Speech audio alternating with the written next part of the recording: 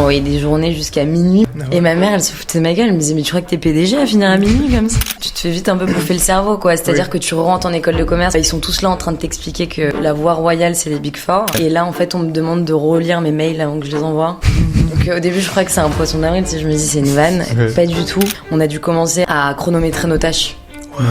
Et on me disait tu bosses bien mais arrête de demander pourquoi tout le temps. Tu sais, dans ma tête je me disais mais ils sont fous quoi. Parce que là je vais dans une usine et tu me fais visser des trucs tu vois. En fait j'ai appris en rigueur chez Price et j'ai appris à me débrouiller, être un peu des merdes chez The Family. Je suis arrivée, j'étais à 38K. Salaire en sortie d'école. Ouais, c'est prestigieux de rentrer chez Price et je trouve que ça raconte quelque chose aussi. T'es crédible un peu toute ta vie. Je sentais que, tu sais, j'avais une petite flamme qui s'éteignait progressivement et j'avais l'impression qu'il me tuait ma créativité.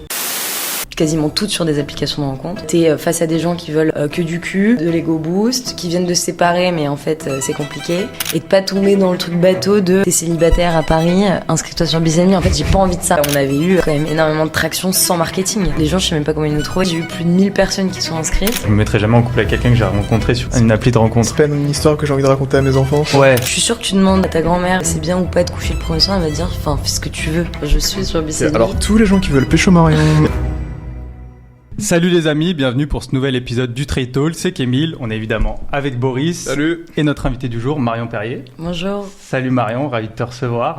Pareil. Pour ceux qui connaissent pas encore le média, donc le Média Trade, c'est un média qui est destiné aux étudiants et jeunes diplômés d'école de commerce. Notre objectif, c'est de vous donner des clés sur l'après-école, les métiers, l'orientation, les parcours et décrypter des parcours assez intéressants, comme celui de Marion, d'alumni d'école, pour voir leurs clés de réussite, leurs faux pas. Merci encore pour vos messages, la force que vous nous donnez, celle que vous donnez aussi aux invités, ça compte beaucoup. Et continuez à nous dire ce que vous en pensez en commentaire. Aujourd'hui, podcast qui va être croustillant. Avec Marion qui a un parcours assez spécial. Je vais te présenter rapidement. Tu me dis si je me trompe, normalement j'ai révisé. Donc Marion, tu as fait un BTS. Ensuite, tu as intégré Schema en ESDEM. Ouais. Derrière, l'ESCA en programme grande école. Puis tu as directement intégré PwC en conseil start-up et innovation. Tu as fait à peu près 2 ans. Et derrière, tu es parti en start-up directement chez une start-up qui s'appelle Kik pendant 2 ans en product owner et account manager. Exact. Et aujourd'hui, tu es entrepreneuse, tu as lancé ta start-up Beside Me, une application de rencontre, mais je pense que tu en parleras mieux que moi. C'est ça? Tout est juste. Tout est juste. Pour terminer Tinder, c'est ça? Je vais y aller du coup. Ben voilà, c'est fini. Je vais parler de ton parcours en fait, tu vas me laisser faire, j'ai appris par cœur. Petit rituel, comme d'habitude on a un vrai ou faux. Boris il va te matraquer de questions. Je t'écoute. On peut y aller. En école de commerce, tu achètes ton diplôme. Faux. L'école de commerce, c'est 12 000 € par an pour toucher 2 500 € par mois à la sortie. Partiellement vrai. Ok. Impossible d'intégrer un Big Four sans le top 5. Faux. Cool. On travaille plus de 60 heures par semaine en Big Four. Ça dépend. Ok. On gagne plus de 50K par an en sortie d'école dans un Big Four. Faux. En conseil, quitter le bureau avant 19h, c'est très mal vu. Vrai. La majorité des salariés en Big Four sont là uniquement pour le CV. Une grande partie, je pense, ouais. Bosser en Big Four, c'est dire adieu à toute vie sociale. Faux. Les consultants juniors sont juste des stagiaires surpayés. C'est marrant. Attends, tu peux répéter la question? Les consultants juniors sont juste des stagiaires surpayés. Ça dépend, non, pas nécessairement. Ok. En start-up, on te vend la liberté, mais au final, tu bosses plus qu'en cabinet. Vrai, mais avec d'autres motivations. Personne ne reste en Big Four par plaisir, uniquement par résignation. Faux, ça dépend des profils. Dans le monde pro, le beauty... Tout ça. Dans le monde pro, le beauty privilege existe aussi. Oui, vrai. Consultant, c'est un bullshit job. Non. En début de carrière, le salaire est plus important que le sens. Faux. Enfin, pas pour moi, en tout cas. Ok. Le conseil, c'est une meilleure formation que l'école de commerce pour l'entrepreneuriat. C'est aussi inefficace. Ok. Tinder est la pire appli de rencontre. Ça dépend ce que tu cherches. Et du coup, est-ce que tu viens de sortir la meilleure appli de rencontre? Elle arrive, exact. Ok. Elle est pas encore Vous sortie? pourrez en juger. Quand le podcast sortira, elle sera sortie. Ok, ça marche. Tu sais quoi, t'es joueuse? Très, ouais. Ok. On est direct. Si tu veux, je suis fraîchement célibataire. Ouais. Tu vas essayer de me convaincre de rejoindre ton application. Ok. Sachant que j'ai énormément la flemme des applications de rencontres. Donc Parce ce que sera tu ton les as défi. utilisées. Pour les avoir tous saignés. Ouais. Non, pas du tout. Mais de manière générale, ouais. Donc si tu veux, tu vas essayer de me convaincre. Maintenant? Non, on va d'abord. Ça y est, elle allait te pitcher là. Ouais, En plus, elle est prête. j'ai déjà vu ses pitchs, elle est rodée. Ah ouais? Ouais, On elle est s'est rodée. rencontrés comme ça. Ouais. Ah, tu l'as vu pitcher. Ah oui, tu m'as Soirée dit, c'est pitch sur de l'EM, ouais. Et en Ok. plus, j'avais déjà vu du coup pitcher sur YouTube aussi, donc. Avec Yumi Denzel. Ouais. Ah, j'ai pas vu. T'as pas vu la vidéo, toi? Non. Ok. J'avais un petit point sur lequel je voulais revenir, c'est la question stagiaire surpayé.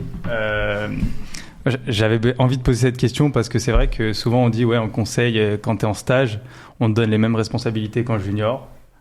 Pour avoir été stagiaire, je trouve que c'est relativement vrai, même si en junior on essaye de t'en donner de plus en plus. Et du coup, il y avait un peu ce truc de dire en fait entre stagiaire et junior, il n'y a pas vraiment de différence de responsabilité, de mission.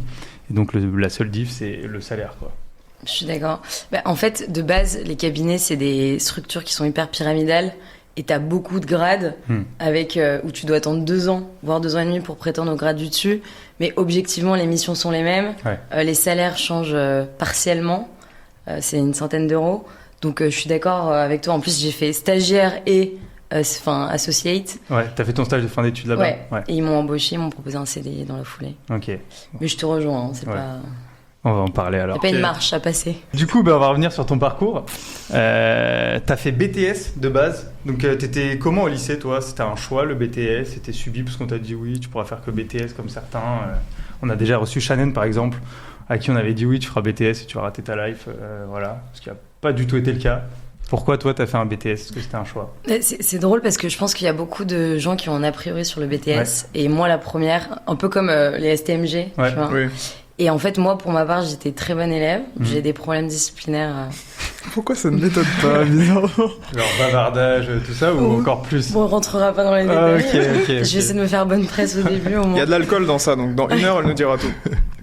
Exact. Et en gros, en fait, je voulais intégrer une école de commerce. Et ma mère, elle avait une grosse carrière dans des boîtes comme L'Oréal, LVMH. Okay. Elle m'a mis dans les pattes de sa DRH, donc qui était la DRH de L'Oréal, donc grande madame. Ouais.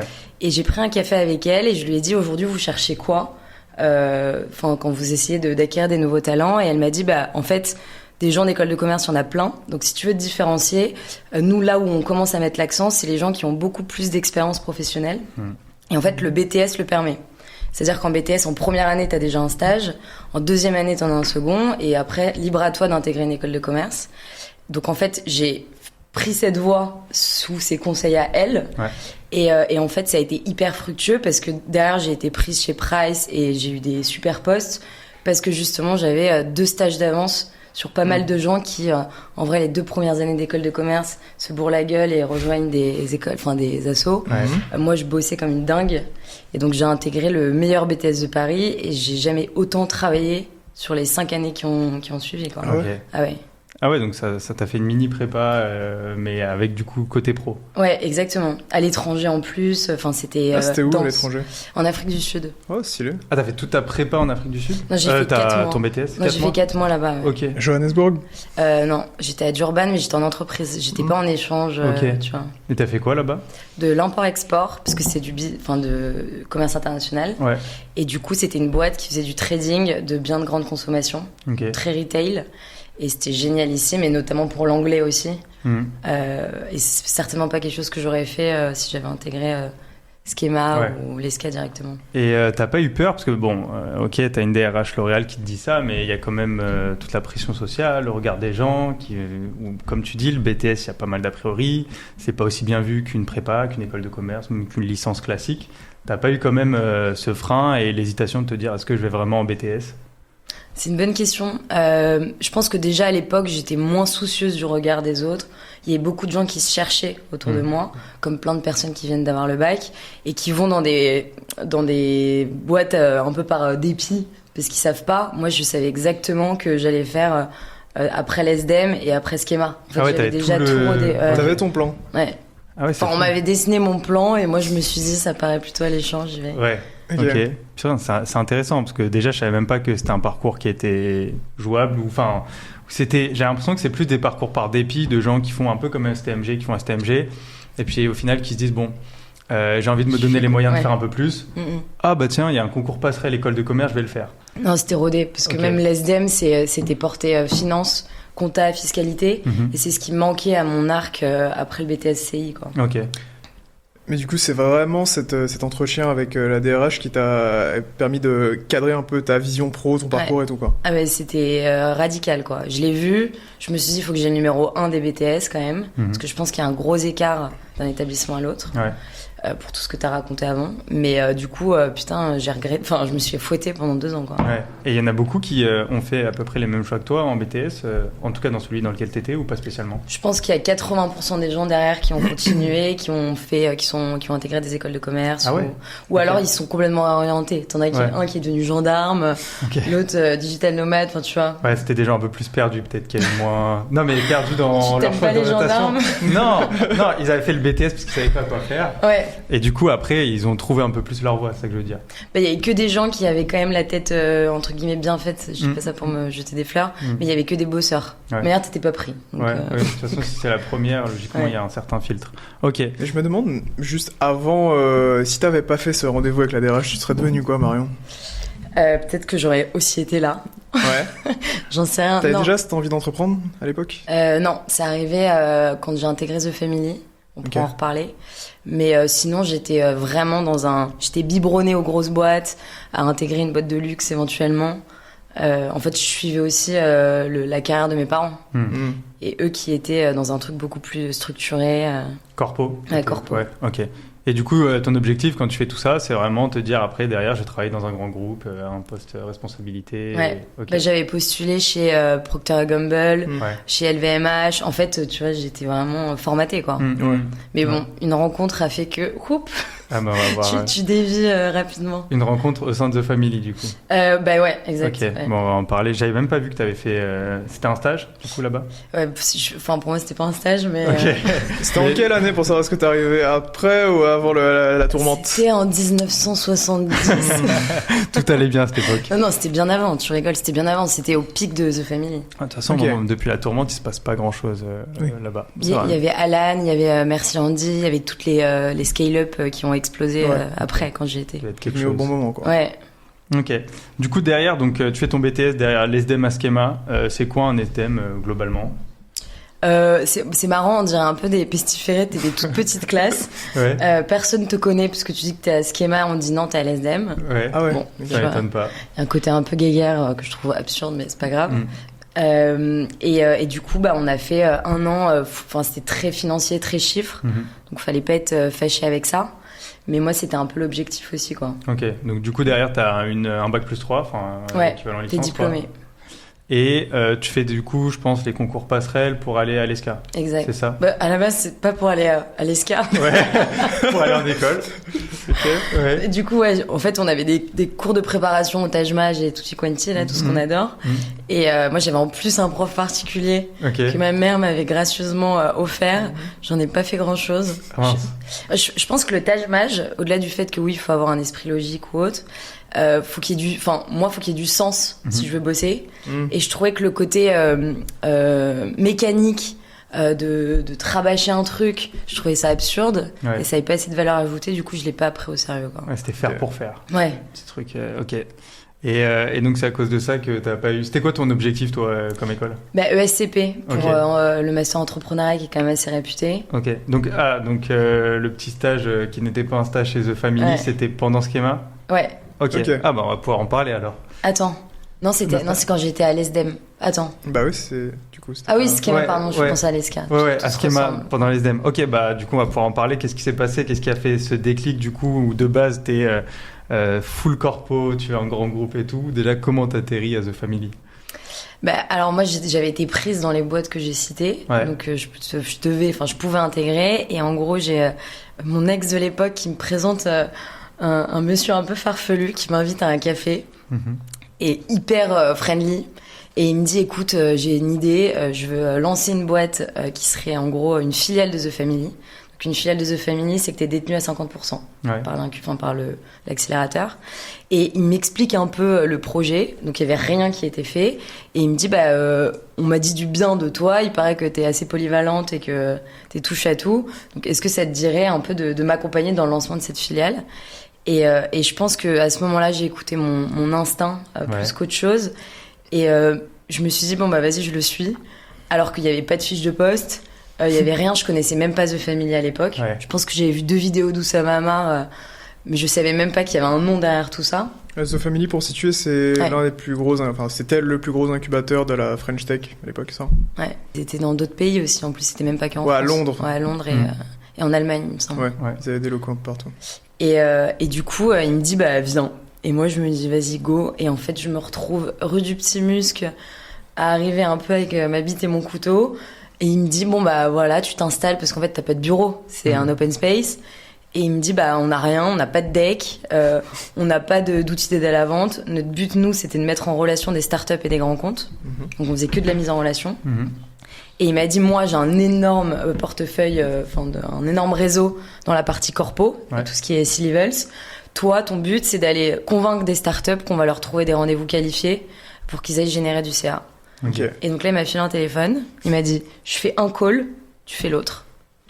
Et donc, tu dois écouter un elevator pitch qui a été fait en 2 minutes. Et derrière, tu dois aller vendre un abonnement de 5000 balles à une start-up alors que t'as même pas de site internet. Ouais. C'était assez drôle. Les startups, ils ont pas d'argent en plus. Ça dépend des startups. Ça dépend de ton niveau de maturité, mais. Ok, oui, donc très formateur, j'imagine. T'as fait que du call du coup Call, mais pas que. Non, en vrai, à la fin, tu vois, j'ai même fait le recrutement. On a embauché des gens. Je faisais toute la partie événementielle, outils d'aide à la vente. On devait aussi animer la relation avec les startups parce qu'elles payent et t'as pas réellement une obligation de résultat, mais quand même un petit peu. Et du coup, en fait, il fallait tout faire. On est parti from scratch, quoi. Ouais. Et aujourd'hui, la boîte existe encore. Okay, et il y a des gens que j'ai recrutés qui sont encore là-bas. Putain. C'est drôle. C'était un stage de 6 mois, 4 mois, c'était combien? 6 mois, ils m'ont proposé de rester. Ouais. Parce que j'avais pas fini mes études. Ouais. Et en fait, j'avais une place importante au sein de... C'était le cœur du business. Ouais. En fait, c'était comme si j'étais bras droit. Ouais. Et je me suis dit, putain, qu'est-ce que je fais? Tu m'étonnes. Et là, ma mère, elle m'a lancé un Scarface. Et là, j'ai dit, je finis mes études. Je sais ce que je fais. Ok. Ouais, mais t'avais déjà pas fait un choix facile encore une fois parce que, pareil, t'as LVMH, t'as Procter, du coup, et tu te dis, bon, je vais aller dans The Family que je connais pas du tout.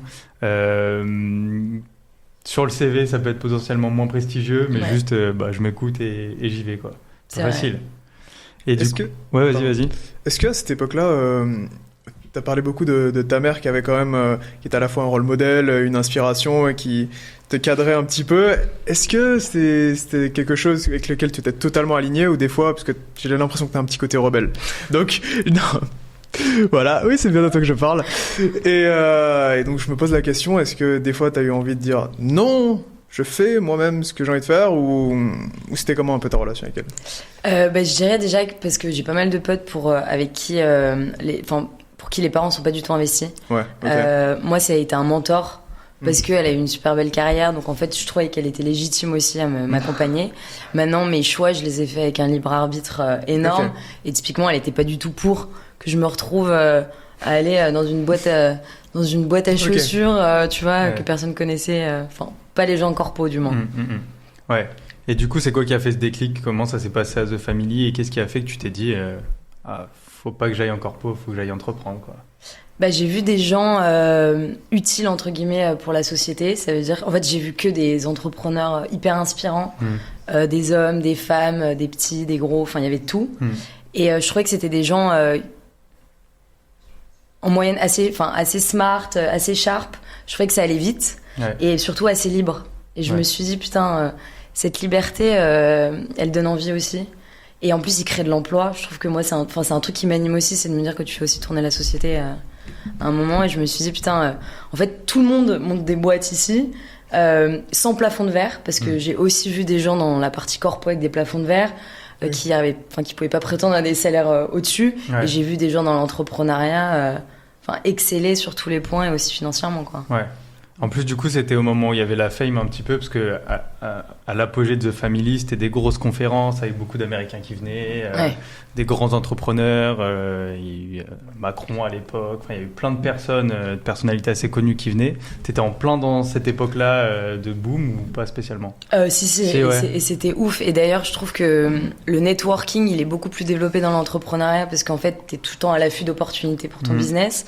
Et je trouvais que cette entraide, je la retrouvais pas ailleurs. Ouais. Et je me suis dit, bon, bah voilà, si t'aimes bien donner, t'aimes bien recevoir, c'est quand même un milieu qui est opportun. Ouais, j'imagine qu'à l'intérieur, à ce moment-là, il doit y avoir comme une grosse énergie en plein dedans et ça doit donner envie de se lancer, quoi, quand même. Grave, mais malgré ça, tu te dis après, je retourne quand même vers le camp pour sécuriser un peu. Ouais. Mais tu sais, tu te fais vite un peu bouffer le cerveau, quoi. C'est-à-dire que tu rentres en école de commerce. Moi, j'étais en master consulting. Ils sont tous là en train de t'expliquer que la voie royale, c'est les Big Four. Donc, je me suis dit, je vais pas mourir bête. L'expérience startup, je l'ai eue. Je suis rodée, même si je peux toujours apprendre. Ce serait bien que j'ai un parcours quand même assez complémentaire. Et du coup, le fait de faire de la startup, du grand compte, ça te permet d'être couteau suisse, d'être 360, d'avoir le bon professionnalisme à des moments. Et tu vois, j'avais des lacunes. En vrai, je faisais des fautes d'orthographe sur mes decks, tout le monde s'en foutait. Je suis arrivée chez Price, je me suis pris 4 réflexions. Tu m'étonnes, t'en fais plus une seule après. Ouais, en fait, j'ai appris en rigueur chez Price. Et j'ai appris à me débrouiller, tu vois, être un peu démerde chez The Family, quoi. Ok. Avant de passer sur Price, du coup, comment ça se passe à l'ESCA? T'as dit que t'avais fait le master consulting. Du coup, pareil, c'est drivé par ce truc de c'est la voie royale ou c'était celui qui t'intéressait quand même le plus à l'ESCA? Non, je voulais entrepreneuriat, mais je suis allée visiter Angers et je me suis dit c'est mort. Clairement, enfin, tu vois. Okay. Je trouve que ton confort de vie, il a quand même un impact sur... Ah mais oui, clairement. On avait eu ce débat justement sur le... Qu'est-ce que tu places en priorité pour choisir ton école? Est-ce que c'est le campus? Est-ce que c'est les masters et le classement, etc. Et Boris, il avait parlé de Grenoble notamment. Ah ouais, bah ouais. Et Angers, je pense que c'est... Enfin, désolé, parce qu'il y a peut-être des gens d'Angers qui écoutent, mais... Elle ne vous aime pas. Non, c'est pas ça. Enfin, c'est hyper étudiant pour le coup. C'est une des villes les plus étudiantes de France. Alors, ouais, à ce qui paraît, c'est l'une des villes où il y a le plus haut taux de satisfaction. Des suicides. Non, elle a renversé l'inverse pour le coup. Ouais. C'est une des villes où il fait le bon vivre. Ouais. Ils disent tous ça. Ah ouais. Donc du coup, t'as fait l'ESCA à Paris? Ouais. Ok. À Saint-Cloud.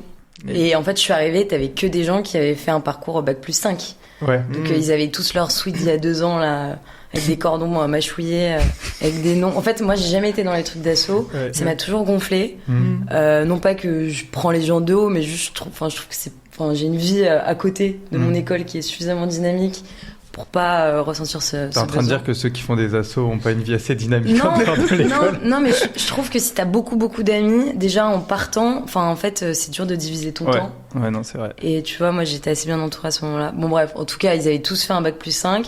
Et quand je leur demandais ce qu'ils avaient fichu les 2 premières années, je me suis dit, j'ai bien fait, les 3 premières années, j'ai bien fait de prendre ma voie, quoi. Ouais, c'est vrai que moi, première année, je voulais quand même pas mal entreprendre déjà.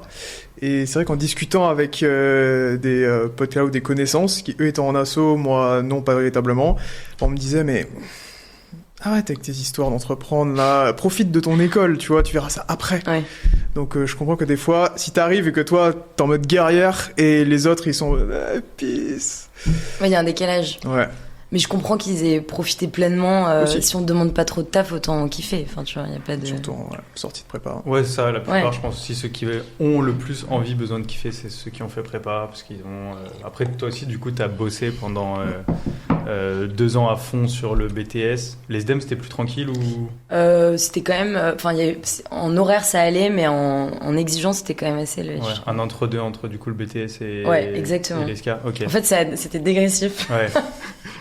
Et après, c'est remonté vite chez PwC. On va continuer. Donc, l'ESCA, t'as fait des stages là-bas ou t'en as pas eu? À l'ESCA? Ouais, à part Price. Je suis partie 1 mois à Budapest pour valider un truc, mais c'était en école. Budapest pour valider un truc. oui, c'est ça. Ouais. C'était un enterrement de vie de jeune fille. Ouais, voilà. Je rigole. Et attends, est-ce que j'ai fait... sinon, après mon stage, c'était Price. Ok. C'était le seul. Et du coup, Price, t'étais en stage direct en conseil innovation startup. Ouais. Et du coup, tu t'es dit, tiens, ça fait un peu le lien entre l'entrepreneuriat et le conseil. Bah alors, pour l'anecdote, ce qui était assez fou, c'est que, en fait, j'ai vu une offre Price passer, qui était quand même pas ultra détaillée. Et en fait, au fur et à mesure, au fur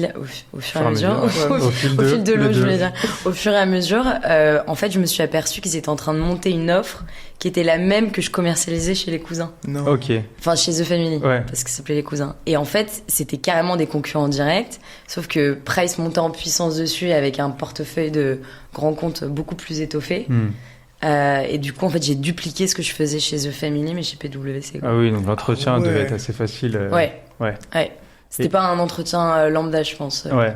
Et du coup, ce qui a fait la différence sur ton CV, c'est l'expérience de Family, tu penses, ou il y a d'autres éléments qui ont joué? Alors, c'est drôle parce que ils m'ont dit a posteriori qu'ils m'avaient pris parce que justement, je dénotais des candidats qu'ils avaient l'habitude de prendre. Pas que sur le parcours, mais aussi sur la personnalité. Ils avaient l'air de sous-entendre qu'ils cherchaient quand même des gens un peu plus dociles et un peu plus exécutants. Et ils m'ont dit, bah voilà, nous, on ouvre un département innovation, on est une start-up dans PwC, on est autosuffisant. Du coup, on a besoin aussi de repenser le recrutement. Et de ce fait, ils m'ont pris. Mais je pense que, tu sais, ils disent qu'ils veulent des profils différents, mais ils essayent quand même de te foutre dans un moule, de mois en mois. Et du coup, je suis aussi partie en me rendant compte qu'ils m'avaient pris pour une raison, mais que je partais pour la même. Tu vois. Ok, je vois exactement. Je comprends. Ouais. Et du coup, comment ça se passe? Déjà, niveau entretien, c'était un process assez classique. T'as eu du technique et du fit ou uniquement du fit? Alors, j'en ai eu beaucoup, mais pas sur du technique. J'ai pas eu d'études de cas. Ok. J'en ai eu un RH, un avec un senior associate, un avec un senior manager, un avec un partenaire. Et tu vois, celui avec le partenaire, c'était au café. Parce que je pense qu'ils essayaient encore de déconstruire le côté... vibe entrepreneuriat. Ouais, exactement. Mais c'est pas du tout une start-up. Il y a des jeux politiques de tous les côtés. Est-ce que les grosses différences que tu vois? Entre quoi et quoi, pardon? Entre, du coup, ce simili de start-up et les vrais que t'as vu. Ah bah c'est qu'ils ont pas la corde au cou. Ils ont des ressources, t'as un matelas énorme, t'as tous les partenaires qui sont, de toutes les LOS, de tous les départements, qui sont secoués pour que justement l'innovation ait un sens au sein du cabinet, tu vois. Ouais, puis c'est peut-être plus limite un canal d'acquisition pour le reste de leur business que davantage une vraie business unit, quoi. C'est de l'upsell, en fait. Ils se disent, on va vendre aussi de la mise en relation avec des startups pour pousser à la transformation digitale de nos clients. Mais eux devraient aussi se transformer à titre personnel, tu vois. Ouais, c'est sûr. Et d'ailleurs, c'est marrant parce que, en tout cas, moi, quand j'étais en école, quand on me parlait de Big Four, j'avais que l'audit en tête. Moi, les Big Four, c'était que des cabinets d'audit. Je sais pas si c'était le cas, toi aussi. Oui. Oui, c'est vrai. Alors qu'ils ont des activités de conseil. J'avais pas un cabinet de conseil en tête. Et ils ont même KPMG, tout ça, pareil. Ouais, ils ont même des cabinets. Non. Comment? Non. Okay. Donc non, on n'avait pas fait finance. Moi, j'avais fait des cours en conseil et tout. Mais c'est assez tard que, plus en cherchant des stages et tout, que j'ai découvert qu'ils avaient des missions en conseil et autres.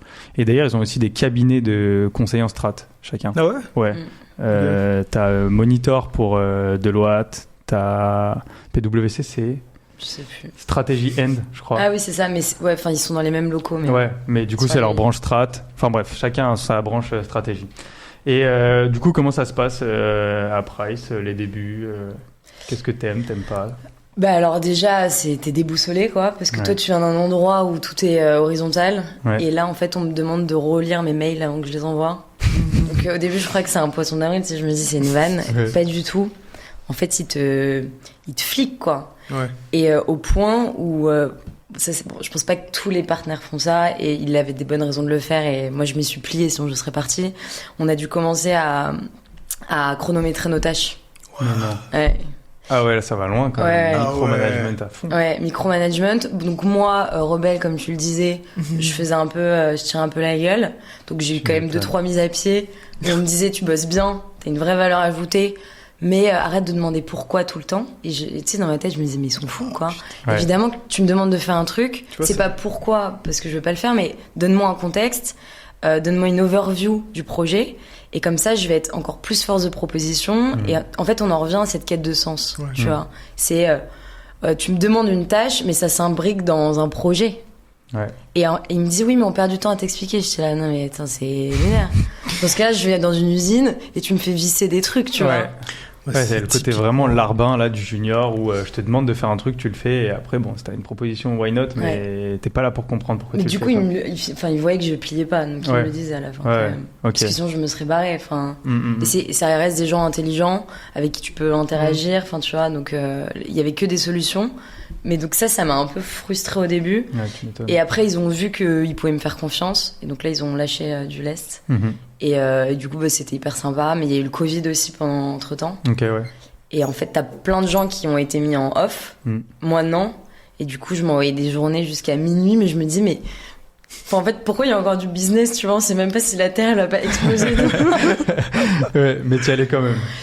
J'étais en TT, mais je bossais comme une dingue. Ouais. Et ma mère, elle se foutait de ma gueule. Elle me disait, mais tu crois que t'es PDG à finir à minuit comme ça? Mais parce que t'avais pas le choix ou parce que ça t'occupait aussi En fait, je pense que le problème d'un cabinet de conseil, c'est qu'on te met une pression et tu sais jamais si la pression elle vient du client ou si c'est ton manager qui te met la pression pour te mettre la pression. Ouais. Et je pense que 70% du temps, même 80%, c'est ton manager qui te met la pression. Il te dit faut que ça soit rendu pour vendredi. En fait, ça peut très bien attendre lundi. Ouais. Et moi, c'est ça qui m'agaçait. Du coup, au bout d'un moment, je disais bah non, je pars en week-end. Mais il y a pas un monde aussi où c'est lié au fait que il y a une certaine forme d'uniformisation du management, c'est-à-dire que je sais pas à quel point tu vas délivrer vite ou respecter les délais ou la qualité de l'attendu. Du coup, si je prends un consultant moyen qui se foire sur ses slides et qui a un jour de retard, bah je te donne 3 jours avant, comme ça j'ai une chance pour que ça soit prêt le bon jour. Mais du coup, c'est potentiellement une erreur. On peut tout le temps le justifier, oui, voilà. Mais en vrai, je trouvais que c'était une pression qui n'était pas justifiée comme, je sais pas, un lancement d'une start-up avec un produit, avec... Ouais, c'est la vraie deadline, c'est celle du client. Ouais, je comprends. Ok. Et du coup, tu faisais quoi concrètement là-bas? J'avais 2 rôles. Donc je faisais pareil de l'acquisition start-up. Donc là, c'était des grosses start-up, par contre. C'était pas celle que j'allais sourcer chez The Family. C'était des boîtes qui avaient déjà levé 10, 20 millions d'euros, tu vois, qui étaient en série A, série B. Nous, on les accompagnait à revoir leur pitch. On les préparait au rendez-vous avec des grands comptes du portefeuille client de PwC. Okay. Je te donne un exemple. T'as une start-up qui propose une solution dans le retail. Nous, dans notre portefeuille client, on a Carrefour. Et ben, on va préparer le rendez-vous entre la start-up et Carrefour. Et on va faire en sorte que ça transforme, quoi. Ouais. Ok. Donc ça, et j'avais aussi un rôle en intra-firme. Et en gros, je développais l'innovation. J'allais échanger avec des gens de la cybersécurité chez PwC, les RH. Et en fait, on essayait d'innover dans les process qu'ils mettaient en place en leur proposant des outils pertinents. Je faisais pas mal de workshops. En fait, on faisait de l'intrapreneuriat aussi beaucoup et ça, c'était intéressant. Via l'innovation start-up ou l'innovation directement en interne? Les deux. Les deux? Ouais. Ok. Mais du coup, chez PwC, tu finissais pas à minuit tous les soirs quand même? Non, pas du tout. Ça arrivait que pendant le Covid pour moi, quoi. C'était quoi tes horaires à peu près?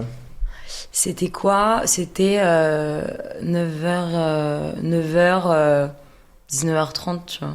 Ok. Et tu trouves que ça allait trop? Bah, en fait, ouais, ça va, non? Ça va. En fait, t'as 1 heure pour déj.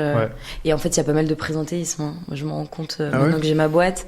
En fait, on te demande de rester jusqu'à 9h30, mais t'es pas jusqu'à 19h30, mais t'es pas efficace sur toute la plage horaire. Et ça, c'est un gros problème, je trouve, qu'il y a en conseil, mais en vrai, même de manière globale dans le monde corpo, c'est que t'es vu par rapport à tes horaires. C'est-à-dire que si tu as fini tout ton travail de la journée, je sais pas, par exemple, il y a des choses que des fois sur lesquelles tu peux pas avancer parce que ça dépend de ton client.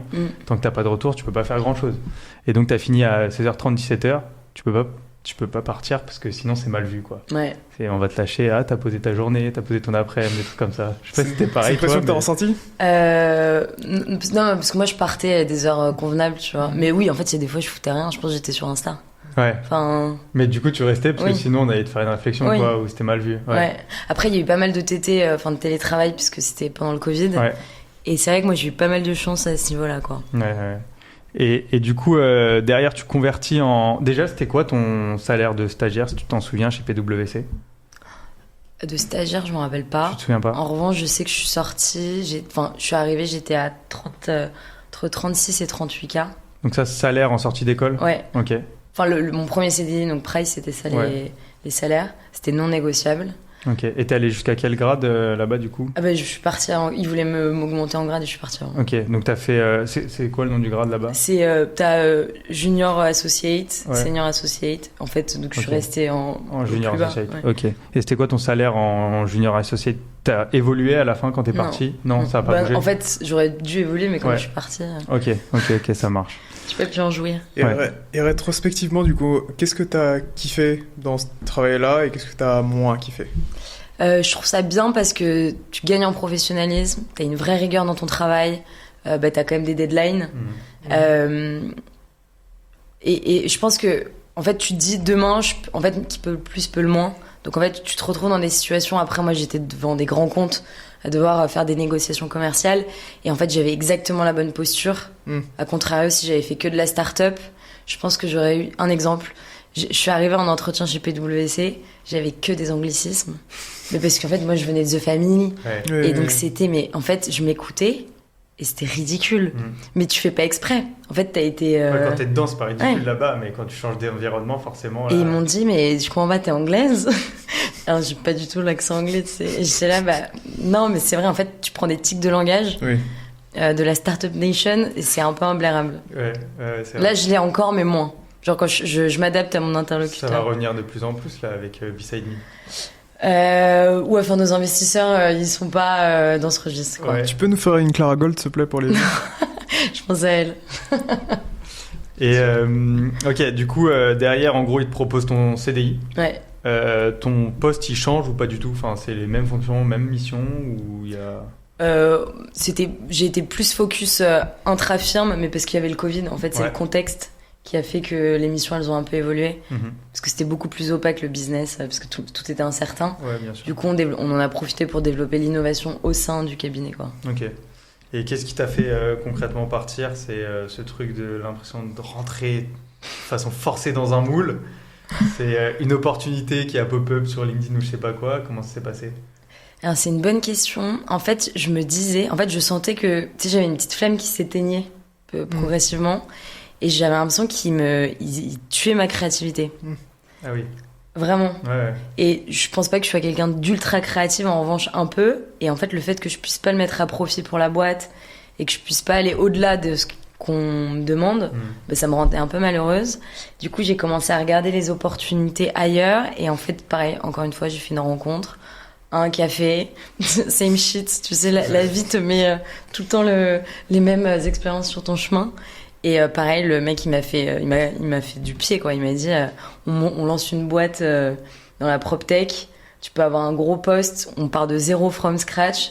Du coup, j'étais à nouveau tout émoustillée en me disant, je vais pouvoir repartir de zéro, passer de 0 à 1. Tu m'étonnes. Et Je suis repartie. Pardon. t'as fait un gap de salaire, ça n'a pas suivi, c'était le même salaire. C'était beaucoup plus. Beaucoup plus. Ouais. Ok, non, parce J'étais que. à 53K.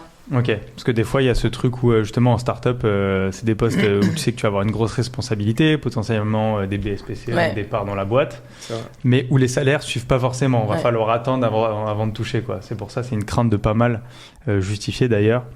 Juste pour finir sur PwC, moi je sais que par exemple il y a un truc que tu as dit tout à l'heure, l'histoire de on te dit fais ça, mais non on n'a pas le temps de t'expliquer pourquoi. Moi c'est un truc qui m'aurait fait péter un câble, j'aurais pas pu, tu vois.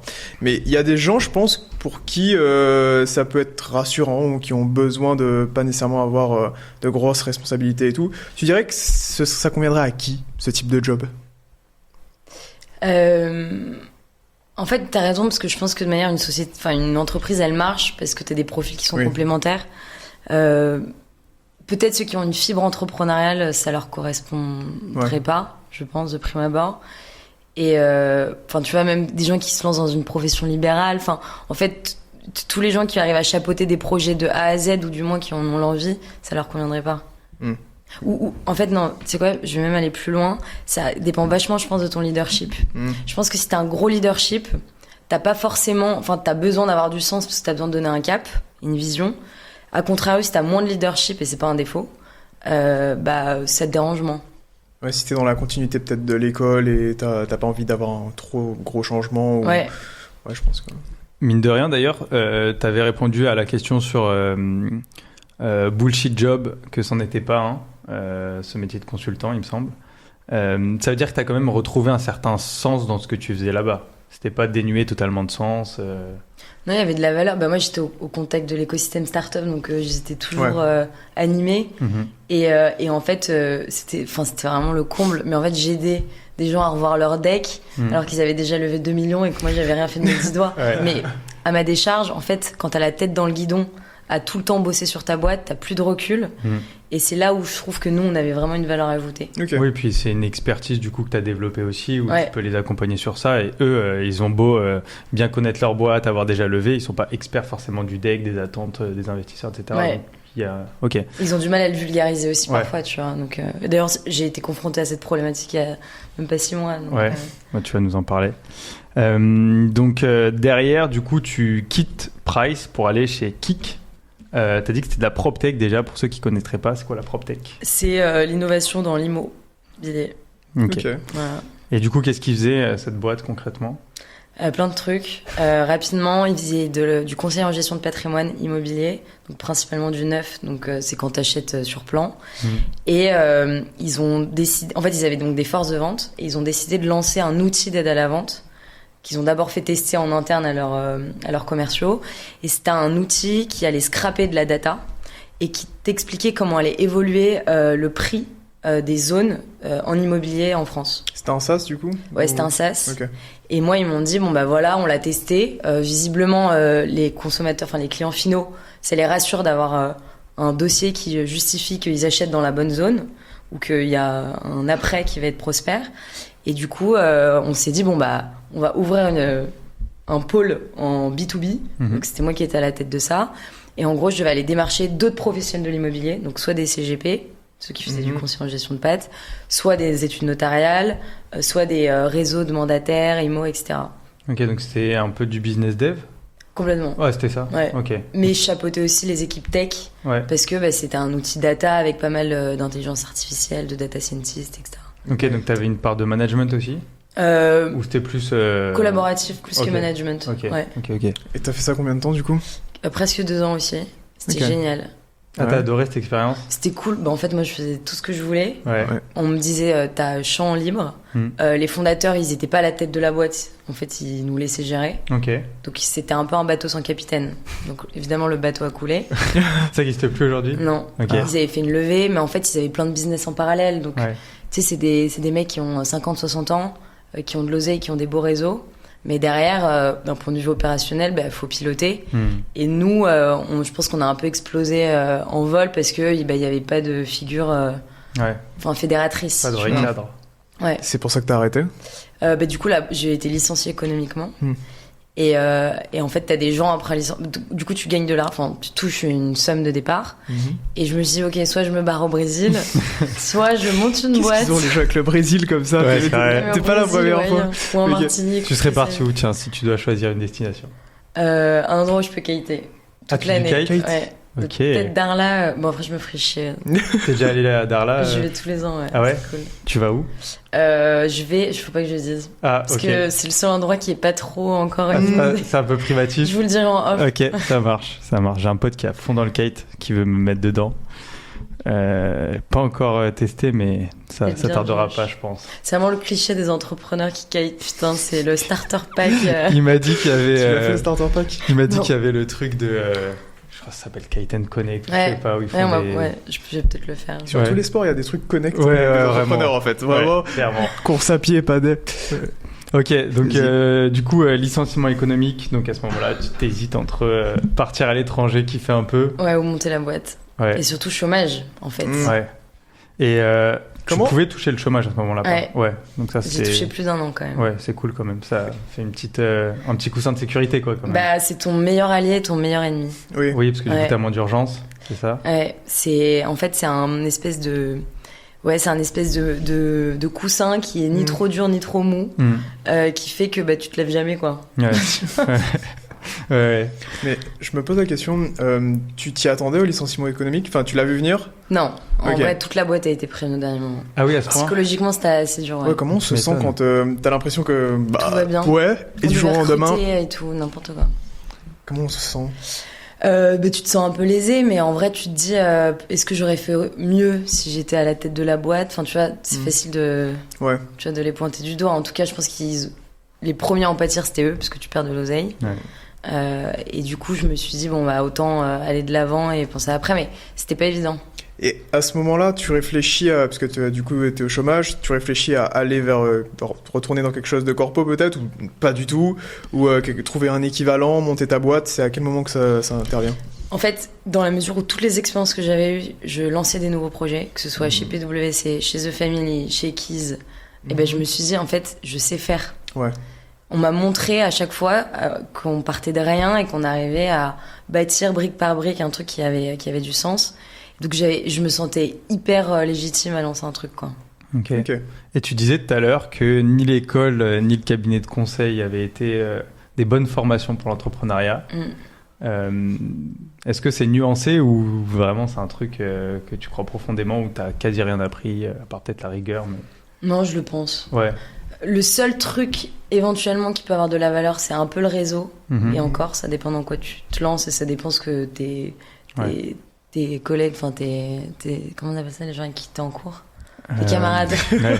ça fait longtemps. Ouais, on dit collègues de promo aussi, je crois. Ah ouais, comme ça. Ouais, je pensais que ça faisait un peu marseillais, tes collègues. Hein. Ouais, collègues. Ouais. T'avais que le mot anglais qui te venait.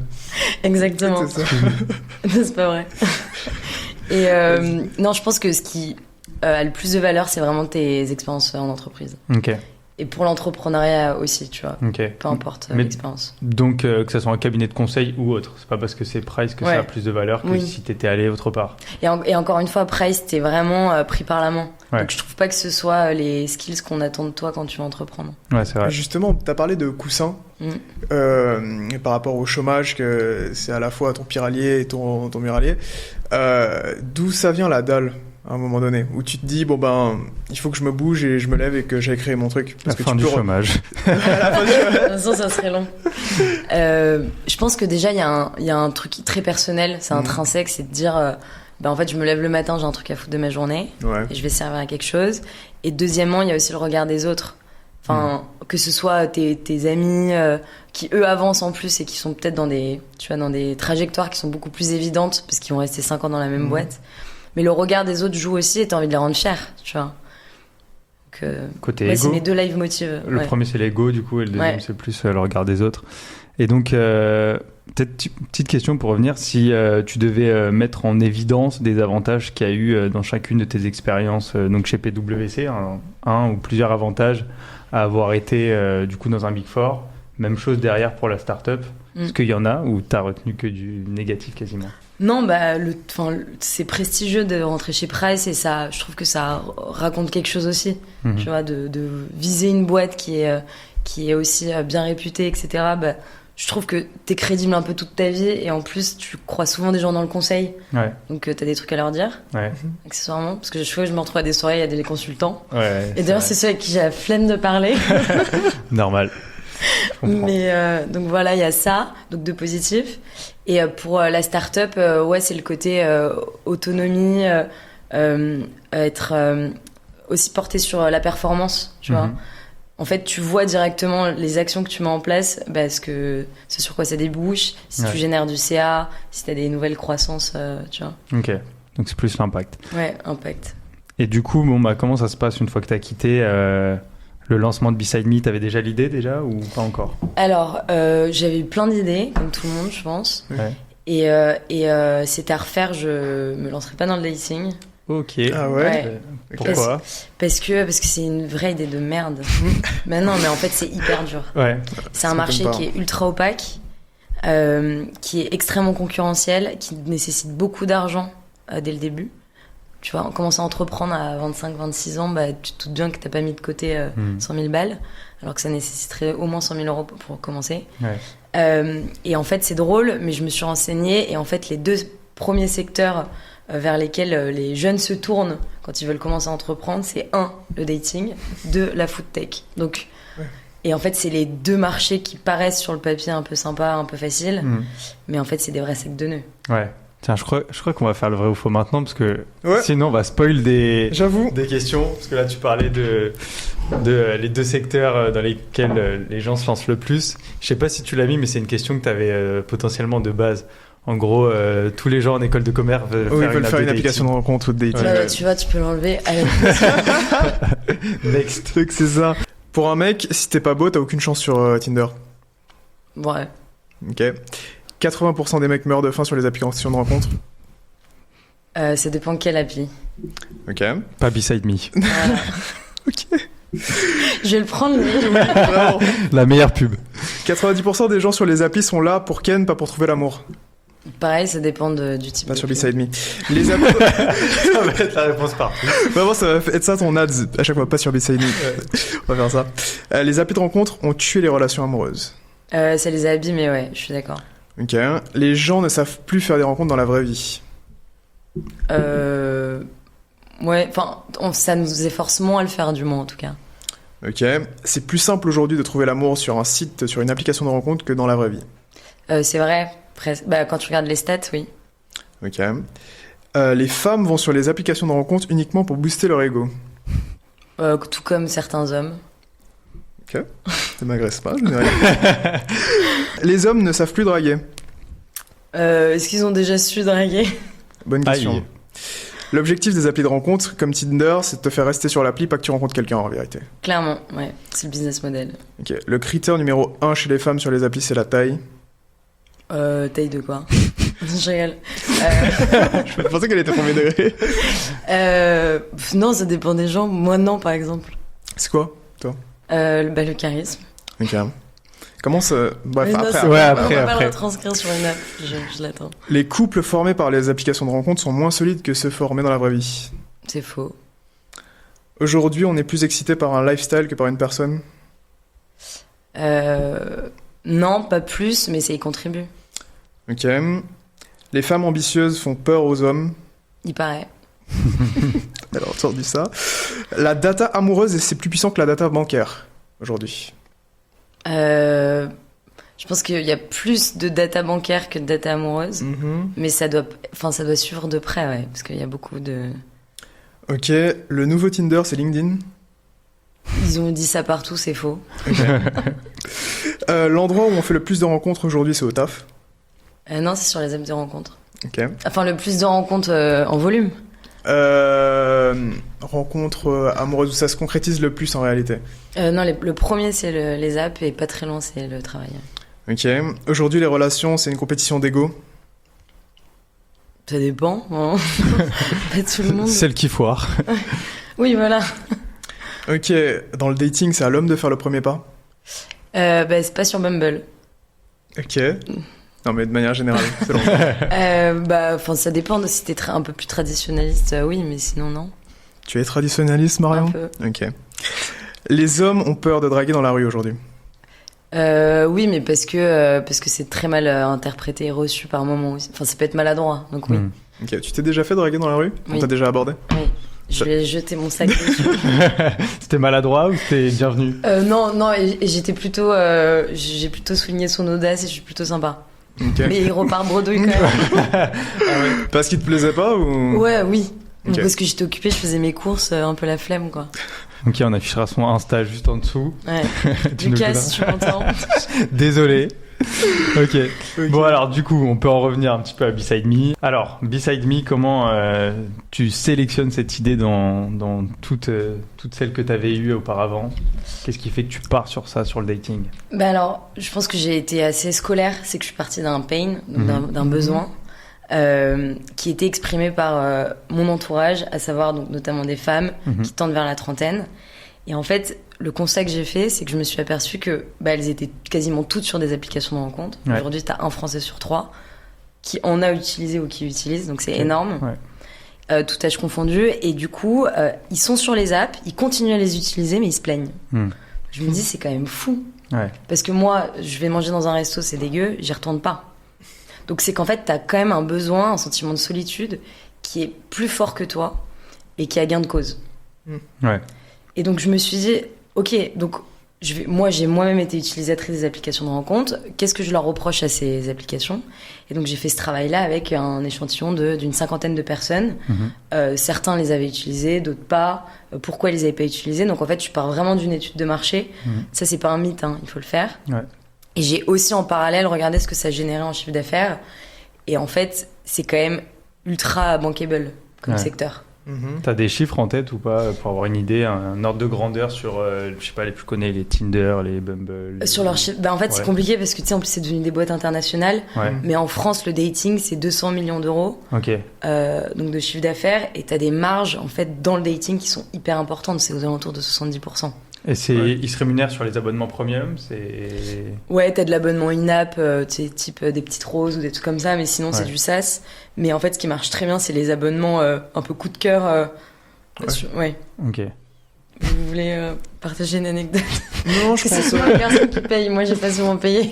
Non, mais j'ai discuté dernièrement avec ma cousine qui est directrice marketing de Tinder, du coup. Ouais, c'est marrant. Et ouais, elle me disait que c'est exclusivement sur les hommes, quoi. Dans tous les cas, le chiffre d'affaires et que le business model, c'était à peu près ça les marges qu'elle m'avait dit après. Ouais, d'ailleurs, il y a un gros déséquilibre, j'imagine, c'est un truc que vous avez dû traiter, un déséquilibre dans le choix côté homme vs femme. Ouais. Une femme a plus de facilité à matcher des mecs que l'inverse. Si on prend le gros, hein. Est-ce que c'est un truc que vous adressez, que tu as voulu adresser ? Est-ce que tu trouves que c'est pas forcément un problème et que c'est naturel, c'est normal ? C'est quoi ton avis là-dessus ? Alors, la vraie problématique de marché aujourd'hui, c'est que tu as en moyenne 3 hommes pour une femme. Ça fait beaucoup. Ouais. Et donc, en fait, l'asymétrie, elle se retrouve surtout dans l'offre et la demande. Ok, donc c'est juste une question de quantité, tu dirais ? Ça veut dire qu'il y a plus d'hommes inscrits que de femmes, tout simplement. Oui. Et c'est le gros problème des applications de rencontre, que nous, on n'a pas. Nous, on a plus de femmes que d'hommes. Je pense parce qu'on a un peu réussi le pari de pousser des valeurs qui parlent certainement plus aux femmes, que moi, je l'incarne, donc il y a du personal branding, ce qui n'est pas le cas de toutes les applications aujourd'hui. C'est vrai. Et dans tout le parcours qu'on a établi et le concept, je pense que on voulait adresser notre cœur de cible, à savoir les femmes. Parce qu'en fait, quand il y a du miel, il y a des abeilles. Ouais. Donc forcément, on avait tout intérêt à s'adresser aux femmes. Ok. Et donc, quand tu t'identifies le pain point, d'où te vient l'idée ? Sur quoi tu te dis, ok, tu dis tout de suite, je vais partir sur une application de rencontre, mais parce que tu aurais pu partir sur une boîte de coaching pour les femmes ou des choses comme ça, surtout que toi, ça t'intéresse visiblement. Enfin, c'est ce que tu fais un peu aussi. Je suis grave coachée. Alors, c'est intéressant ton point. Déjà, je voulais qu'il y ait une brique tech, parce que j'étais un peu animée par ça et que je m'étais rendu compte que les boîtes qui levaient, c'était des boîtes souvent qui avaient de la tech. Et Valo aussi. Tout, exact. Que faire de l'événementiel, ça me gonflait. Même si j'allais pas y échapper. Ouais. Parce que, évidemment, faut que tu ailles au bout de l'expérience, et l'expérience, c'est la rencontre réelle. Et à la base, on était parti sur une application web, parce que moins coûteuse, parce que je m'étais dit, je veux repenser aussi l'utilisation de l'app de dating. Et comme je suis anti-swipe, notamment quand t'es dans une file d'attente ou aux toilettes, et si j'ai un ordi, si c'est que sur ordi, je vais aller à l'encontre de l'usage. Bon, tout ça, ça a changé depuis. L'idée, c'est quoi l'anti-swipe ? C'est pas avoir l'aspect catalogue sur Amazon et je vais droite-gauche, mais plus prendre du temps sur les profils, etc. Peut-être tu peux nous dire déjà en fait ce qu'est Beside Me. Ouais, du coup, on en parle, mais c'est vrai que ça peut être intéressant que tu nous dises c'est quoi le concept. Il y a une idée maintenant. Alors, il y a eu plein d'idées, un peu farfelues, mais que je vais vous épargner. Ouais. Parce que c'était même pas RGPD, je pense. Parce que c'est encore un autre sujet. Ouais, alors, en gros, aujourd'hui, notre point, c'est quoi ? C'est de se dire, les gens sont de plus en plus connectés. Tout est digitalisé. Tout le monde utilise des apps, mais les gens se sentent de plus en plus seuls. Et notamment un segment, c'est les femmes passées 30 ans. On a fait une étude avec un cabinet de conseil qui nous l'a vraiment appuyé. C'est qu'en fait, t'es soumis à une pression sociale au quotidien qui est étouffante, que ce soit à travers les films, la presse, ton entourage, à Noël et j'en passe. Et en fait, ces gens-là, du coup, vont sur les apps de rencontre un peu par dépit et par pression et se retrouvent sur des apps où t'es face à des gens qui veulent que du cul, qui veulent de l'ego boost, qui viennent de se séparer, mais en fait, c'est compliqué. Et donc, en fait, t'as une asymétrie sur les applications de rencontre de gens qui cherchent pas la même chose. C'est quand même fou. Si demain, tu veux un stage, tu vas pas aller postuler un CDI. Enfin, tu vois, il y a aussi une logique qui va faire gagner du temps à tout le monde. Ouais. C'est le positionnement de Fruits, un peu. Idéalement, tu peux dire ce que tu recherches et les gens vont matcher en fonction de ça. Fruits, c'est une super success story du dating. Ils ont été vendus plusieurs dizaines de millions. Bon, là, tu vois, il y a eu un exit et la boîte cool. Ouais. Ça a eu son moment d'apogée, mais j'ai rencontré le CEO et je trouve que c'est un live motive aussi de te dire qu'il y a des boîtes françaises qui ont sorti leur épingle du jeu. Ouais. Donc voilà, donc le constat, pour revenir dessus, c'est ça. Et on s'est dit, ok, comment est-ce qu'on peut réhumaniser la rencontre en ligne? Et en fait, on l'a basé autour de 3 piliers. 1, la connaissance de soi. En fait, tout part de toi, finalement. Qui t'es, au fond. Qu'est-ce que tu veux? Qu'est-ce que tu peux offrir à quelqu'un? Est-ce que t'es prêt d'ailleurs à aimer ou à être aimé en retour? 2e axe, prendre son temps, comme tu l'as justement dit. Et 3e axe, se rencontrer en vrai.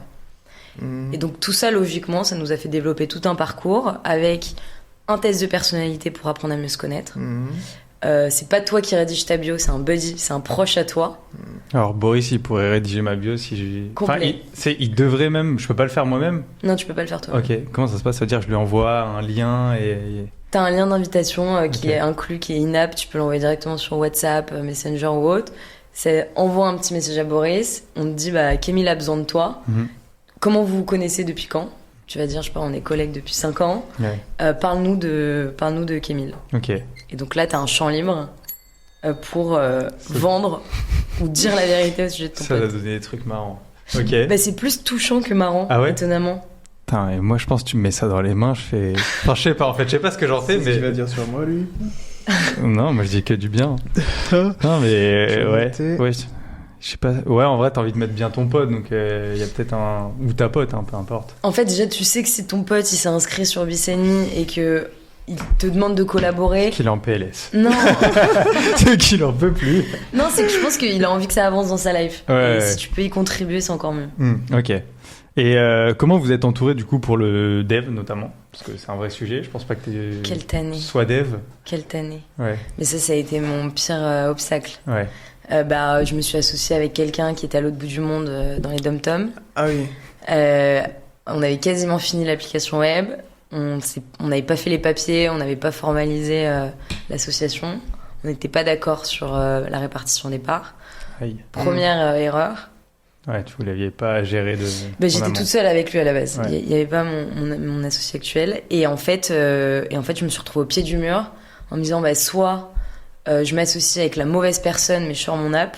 Donc en fait, t'as une durée de vie Ouais, très limitée. limitée. Soit je repars à zéro. Après 9 mois de travail. Ah, c'est dur. Ah ouais. Ah, c'est très dur. Est-ce que tu avais été confronté à The Family, à des conflits entre associés ou même à Price, ou pas spécialement? Un peu, mais j'étais pas. En fait, je m'y étais pas assez penchée. Ok. Et je trouve que, ça va paraître bateau, mais l'association c'est le truc le plus important. Et je pense que j'aurais pas pu faire autrement, parce que tout le monde fait cette erreur au début. C'est tu t'associes avec quelqu'un parce que tu coches des cases, mais pas les bonnes. Ouais, les cases de compétences. Oui.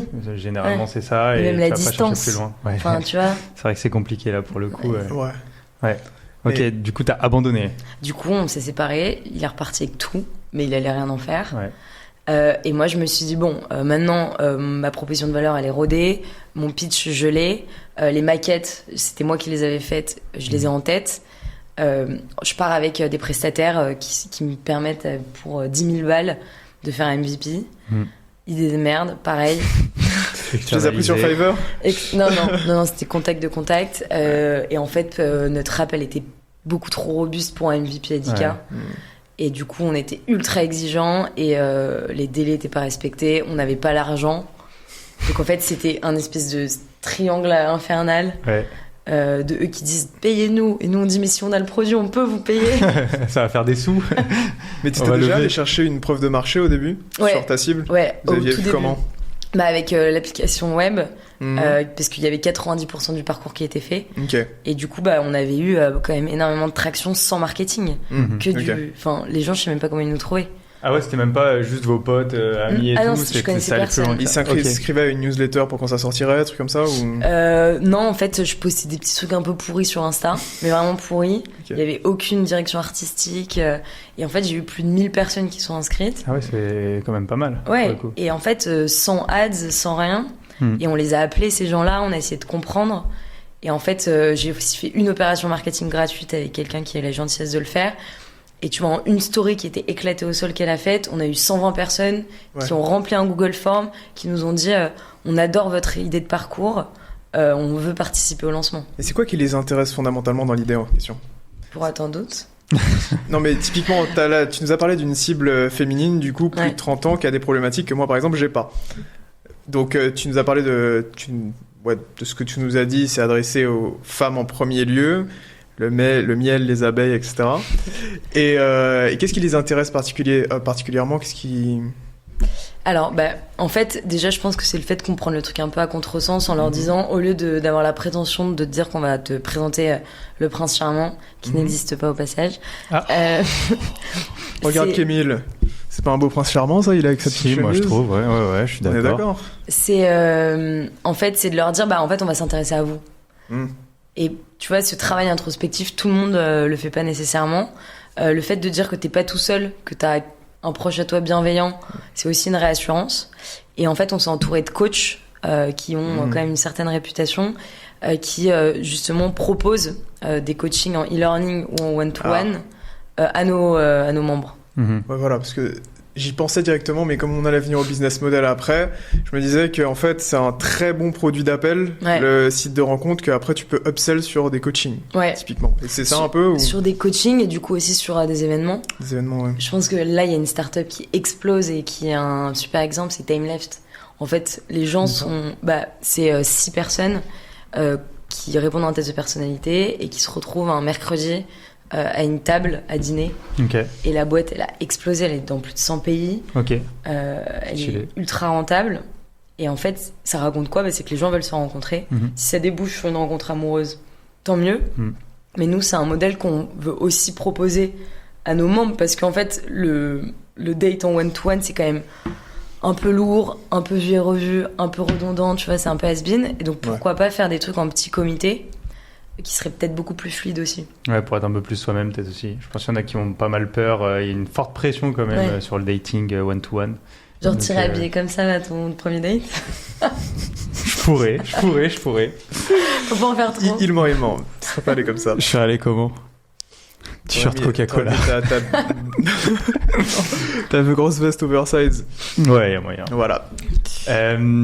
Ok, et du coup, sur donc t'abandonnes après 9 mois cette partie web app, donc tu repars à quasi zéro, tu sais qu'il y a de l'attraction, tu sais qu'il y a un truc à faire, mais t'as plus de tech. J'ai plus rien. Tu retentes avec l'agence, c'est une agence, c'est ça ? Ouais, on arrête, pareil. Vous arrêtez. T'as rien dépensé du coup avec eux ? Si. C'est un petit peu quand même. Ok. Et après, comment tu fais ? Ça te fout de la pression en plus. Genre, t'arrives au bout de 9 mois, tu veux lancer ton truc. Surtout que dans les startups, on connaît l'importance de la rapidité pour mettre un truc sur le marché. Il y a un mec qui est parti en plus avec ta tech, donc tu te dis, bon, t'avais l'air d'être assez rassuré sur le fait qu'il en ferait pas grand chose. C'est trop dur à porter de manière un projet comme ça. Donc, et du coup, résilience, tu dis, bon, c'est pas grave, je vais réessayer avec quelqu'un d'autre. Je me suis dit que ça allait être l'opportunité de faire mieux. Parce que sinon tu te convaincs aussi un peu avec ton produit, tu te dis, bon, ça passe. On s'est dit, ok, capitalisons sur ce retour à zéro et faisons mieux. Et du coup, il y a un mec que j'ai rencontré qui a monté une boîte qui avait levé, qui m'a dit je sais que tu cherches un CTO, j'ai quelqu'un à te présenter. Il est spécialisé en app mobile par contre, rencontre-le. Et du coup, je l'ai rencontré avec Mathéo, donc mon nouvel associé, parce que je me suis associée entre-temps. Comment t'as découvert, trouvé Mathéo ? Vous connaissiez déjà ? Soirée d'anniv, complètement anodin. Il quittait son taf en VC et il m'a dit moi je suis un peu attiré par l'entrepreneuriat. Je lui ai dit vas-y, tu t'es chaud de m'aider sur mon BP, parce qu'il avait un profil beaucoup plus financier et qu'il en bouffait à longueur de journée. Et du coup, il m'a aidé à faire mon BP et j'ai vu qu'il était vite inspiré par le projet et que ça allait au-delà du cadre du BP. Et en fait, je lui ai dit viens, on teste ensemble. Et si t'as les reins solides, on continue. Et il a l'air insolide. Il a l'air insolide. Ok. Du coup, le Techos... Et le Techos, ça a été la 3e pièce du puzzle manquante. On lui a dit, t'inquiète, on sait tout ce qu'on doit faire, mais il reste tout à faire. Et lui, il a dit, en fait, je suis en train de me faire niquer complet. Parce que vous avez l'assurance de gens qui ont lancé depuis 2 ans. Mais concrètement, j'ai pas d'app. Et on lui a dit, ça te tombe bien, tu peux mettre ta pierre à l'édifice. Et donc là, ça fait 4 mois qu'il code comme un acharné. Tout seul? Non, on lui a ok. mis des ressources à disposition. Ouais. On a fait appel pour toute la partie back-end à 2 freelances. Mhm. On a des freelances qui montent souvent, Ok. qui sortent d'Epitech. Donc il est tech lead et après il est accompagné Ouais, par... ok. exactement. Et tu l'as fait rentrer au capital? Ouais, Ok. on le fait entrer en vesting. Ok. Donc le vesting, c'est quand tu rentres progressivement. T'es à l'aise à dire les différents types de parts que vous avez ou... Ouais, pas de problème. Je suis à 51%, 49% avec Mathéo. Et là, Benjamin rentre en vesting entre 10 et 15%. Ok. Donc du coup, vous avez trouvé... c'était il y a 4 mois ça que vous avez décidé Ouais. de bosser avec lui. Ouais. Et donc depuis, ça charbonne sur l'app. Et là, vous aviez sorti, il me semble, de ce que tu as dit la dernière fois, une deuxième web app. Vous aviez ressorti ou direct l'app mobile? Direct l'app Ok. mobile. Et pour le coup, c'est pas du tout un MVP. Enfin, c'est Ouais. vraiment un produit Ouais. Produit poussé. fini, Ouais. ouais. Et vous avez levé aussi des fonds entre-temps? Ouais, on a levé 50 000 euros Ok, auprès de Business Angel, ouais. sans produit. Donc ça, c'était un peu le gros challenge. Parce que en fait, à l'époque où tu levais sur PowerPoint, ça n'existe plus. Ouais. Et notre secteur aujourd'hui nous a desservi dans les levées de fonds. En fait, typiquement, on n'arrivait même pas à choper un premier rendez-vous Trop de concurrence. parce que en fait, ils entendent dating, sauf que nous, on est beaucoup plus une app de bien-être Ouais. qui est pensée pour la rencontre que juste une app de dating. Ouais. Donc c'est plus le côté icebreaker du début où tu dois essayer de lui expliquer que t'es pas une énième app parmi les 2000 Ouais, c'est ça. existantes Tu m'étonnes. sur le marché. Et vous avez réussi à trouver comment, du coup, les business angels? Écoute, il y en a sur LinkedIn, d'autres contacts de contacts, Ok. et sinon des gens qu'on connaissait pas, mais en fait c'est ton réseau de proches qui te fait confiance parce que de manière ils investissent Ouais. sur l'équipe d'abord, Ouais. et tu vois on a pas mal de gens qui nous ont mis en relation avec des investisseurs. Ok. Vous comptez le lever encore ou... Ouais, le but c'est de lever 400 000 avant décembre. Ok. Ça va venir vite. Vous avez entamé ou pas encore? Si, ouais, on a pas déjà trop de fait choses. tous nos R1, R2, Ok. et en fait, ils attendent tous qu'on leur montre des métriques. Ouais. Mais sinon, Logique. ils ont tous été convaincus par la vision qu'on en avait. Hmm. Et ils nous disent, bah, revenez là, les 2-3 mois qui arrivent, vous nous montrez de la métrique, de l'attraction. Ouais, dès que vous allez sortir Ouais. l'app. Ouais. Ok. Mais l'app, du coup, elle est déjà sortie. Non. Justement, tu parles de Metrics. Ouais, elle devait sortir la semaine dernière. L'Apple Store n'entendait pas ça de la même manière. Ils sont coriaces, hein. Parce que c'est quoi? Il y a un process de validation Ouais. par l'App Store. Qui est archi chiant. Ah ouais? Ouais. C'est quoi? C'est validation compliance, de la tech, fin du Tout. code, tout? Ah non, mais ils te font la totale, quoi. T'es Ok. mis à poil. Ah ouais? Donc Android, t'inquiète, aucun problème. Ouais. Donc tu vois, même notre app, elle a été mise en ligne sans faire exprès. On a déjà eu des inscrits, donc on a dû leur écrire en leur disant désolé, ça nous a échappé. Ouais. Et pour Apple Store, ils te font chier de tous les côtés et ils prennent 30%. Ouais, c'est ce que j'allais dire. Ils Son prennent des chiffre grosses d'affaires marges. en Ouais. plus. Énorme. Ouais. Ah ouais. 15% en dessous de 1 million de CA et 30%. Je sais qu'il y a le no-code qui a le vent en poupe. Ton application n'était pas possible en no-code. Non, impossible. Ok. Ouais. En fait, on aurait pu faire tout le parcours, enfin des briques du parcours, Ouais. mais l'UX aurait pas été optimal. Mm. Et d'ailleurs, on a commencé à le faire en no-code. Tu vois, les tests de personnalité, on les a Ouais. fait en no-code nous-mêmes. L'envoi de l'invitation du buddy, Ouais. on l'a fait en no-code aussi nous-mêmes au début. Ouais, c'est les petites fonctionnalités un peu simples, mais dès que tu veux C'est pousser pas un scalable, peu... quoi. Ouais. Et Oui, ça de fait toute chier. façon, c'est ça le problème. Ouais. C'est que là, en plus, c'est plus un MVP, vous êtes sur un produit fini. Donc, sur le produit fini, si tu le fais en no-code, c'est plus compliqué. Ouais. Et le test de personnalité, vous l'avez construit comment? On l'a fait on l'a co-construit avec des thérapeutes et aussi sur la base des entretiens qu'on avait fait avec des couples, des célibataires, en leur demandant quels étaient les piliers selon eux d'une relation durable. Ok. Du coup, c'est quoi ouais. les piliers d'une relation durable, Marion? Ah bah écoute, il y a plein de piliers. Les principaux, c'est pas On en a identifié une dizaine, enfin Ouais. 10. T'as ta personnalité, donc au sens large mais aussi deep du terme. T'as ton rapport à la famille, à l'argent, ton lifestyle, ton type d'attachement, tu vois, le rapport au sexe. En fait, tu vois, c'est vraiment tout ce qui régit une relation amoureuse. Et c'est toutes les questions que tu poses pas nécessairement au début, alors que je pense que ça te permettrait de gagner un temps fou. Mm. Et si on revient du coup un petit peu au business model, parce que du coup, tout ça, cette expérience très qualitative davantage que quantitative, l'objectif c'est de prendre un peu à contre-pied ce qui existe aujourd'hui, c'est-à-dire je vais sur une appli de rencontre, je swipe, après j'envoie 3 messages et puis j'arrête parce que Ouais. de toute façon le profil n'est pas quali. j'aurais tendance à penser que s'ils ont opté pour ce business model, c'est parce qu'il y a des enjeux financiers aussi derrière la boîte. Et que vous, si vous promettez, on va dire, à la personne de lui trouver quelqu'un en face de lui pour matcher et de se mettre en couple, ça veut dire qu'il y aura un enjeu de non plus de rétention, mais de renouvellement à chaque fois de votre clientèle. Ouais. Et est-ce que c'est pas en fait quelque chose qui est quasi impossible sur ce business model parce que justement c'est trop compliqué de renouveler à chaque fois et que l'enjeu c'est la rétention. Ouais, c'est intéressant. En fait, nous, au lieu de...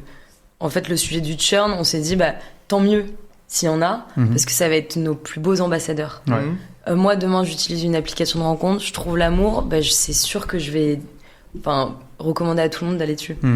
Et du coup, nous, ça, c'est notre premier argument, d'ailleurs, qui surprend à chaque fois, mais on se dit tant mieux.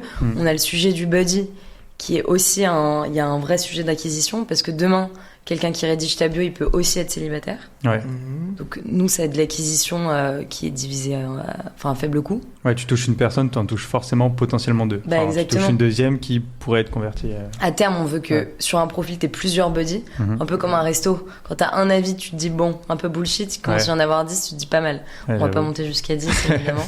Il va y avoir un Google Maps des humains sur Beside Me. Non, mais en fait, avoir un point de vue un peu holistique, ça peut être cool, tu vois, d'avoir le frère qui parle et aussi la meilleure amie. Je trouve que c'est représentatif. C'est vrai. Donc ça, et après, encore une fois, nous, notre but, c'est de couvrir l'intégralité du cycle de vie de quelqu'un. Donc aujourd'hui, on adresse la personne en pré-rencontre, pendant la rencontre, pourquoi pas rentrer sur le scope du couple ou du divorce. Ok, ouais. Non mais je rigole, mais et tu vois, du coup, couvrir l'intégralité d'un besoin. Ok. Ouais, c'est votre moyen un peu de les faire acheter derrière. Ouais. Ok. Et justement, au niveau de la rémunération du business model, ça se passe comment ? C'est où ça que vous percevez la rémunération du coup ? Alors, pour le moment, ça c'est le willingness to pay, on est en train de le tester. Mais l'idée, c'est de se dire, on va vendre des abonnements au début simples, avec 1 mois, 3 mois, 6 mois, avec des tarifs dégressifs. Et après, on va complexifier nos offres de pricing en intégrant des coachings en e-learning. En fait, notre but là, c'est de repenser l'offre pour qu'elle soit la plus packagée possible dans le temps. Mais typiquement, 1 mois, on met 1 mois d'abonnement, mais trouver l'amour en 1 mois, c'est quand même une prouesse. Ouais. Mais ça veut dire que, contrairement, vous aurez du freemium ou contrairement aux autres apps, les autres apps en proposent, est-ce que vous en proposerez aussi ? Alors, c'est pas vraiment du freemium ce qu'on fait, okay. Mais parce qu'on veut que des gens engagés sur l'app. Donc, à partir du moment où tu payes, crois que t'es quand même beaucoup plus investi. Bien sûr, ouais. Et les profils, la sélection qu'on te propose, tu vas la regarder à 2 fois. Par rapport au business model, c'était quoi déjà la question ? Est-ce que comme sur Tinder ou Fruit, je peux m'inscrire, je peux y aller et ne rien payer du tout, ou justement il y a forcément une barrière T'as 3 interactions gratuites, donc avec 3 personnes différentes, et au-delà c'est payant. C'est-à-dire que tu peux quand même... Et qui dit interaction, c'est que t'envoies un message et on t'a répondu, parce que je pense qu'il y a plein de gens qui se prennent des vents. Donc on a quand même envie de donner l'opportunité à quelqu'un de tester l'app. Et comment sur l'application les gens ils découvrent des gens ? Parce qu'il y a toute cette partie introspective au début. Est-ce que c'est un système du coup de matching vis-à-vis de ce que les 2 personnes ont répondu et... C'est ça ? J'avoue, comme il n'y a pas de swipe, l'interface est comment ?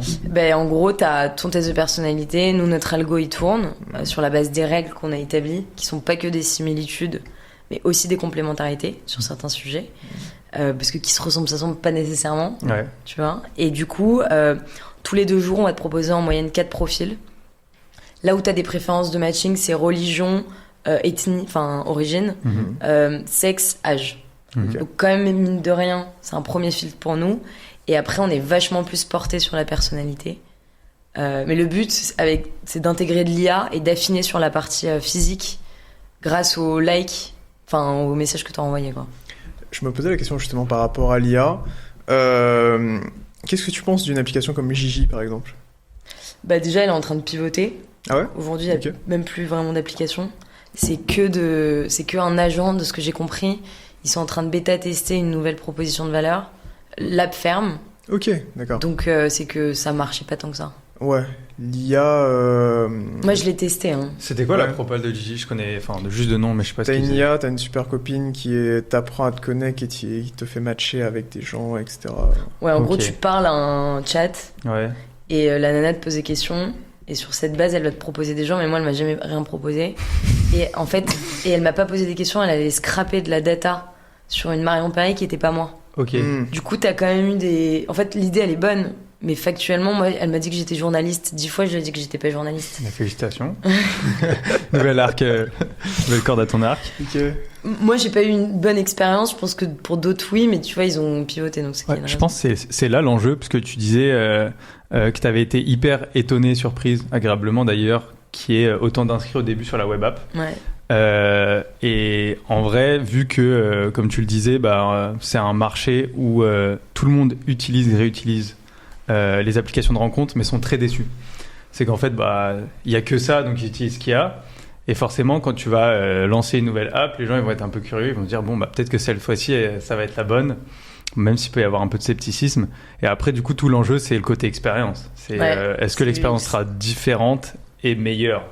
Et c'est ça qui les fait rester. Donc en vrai, ça va être ton grand test, du coup, la sortie de l'app, là, j'imagine.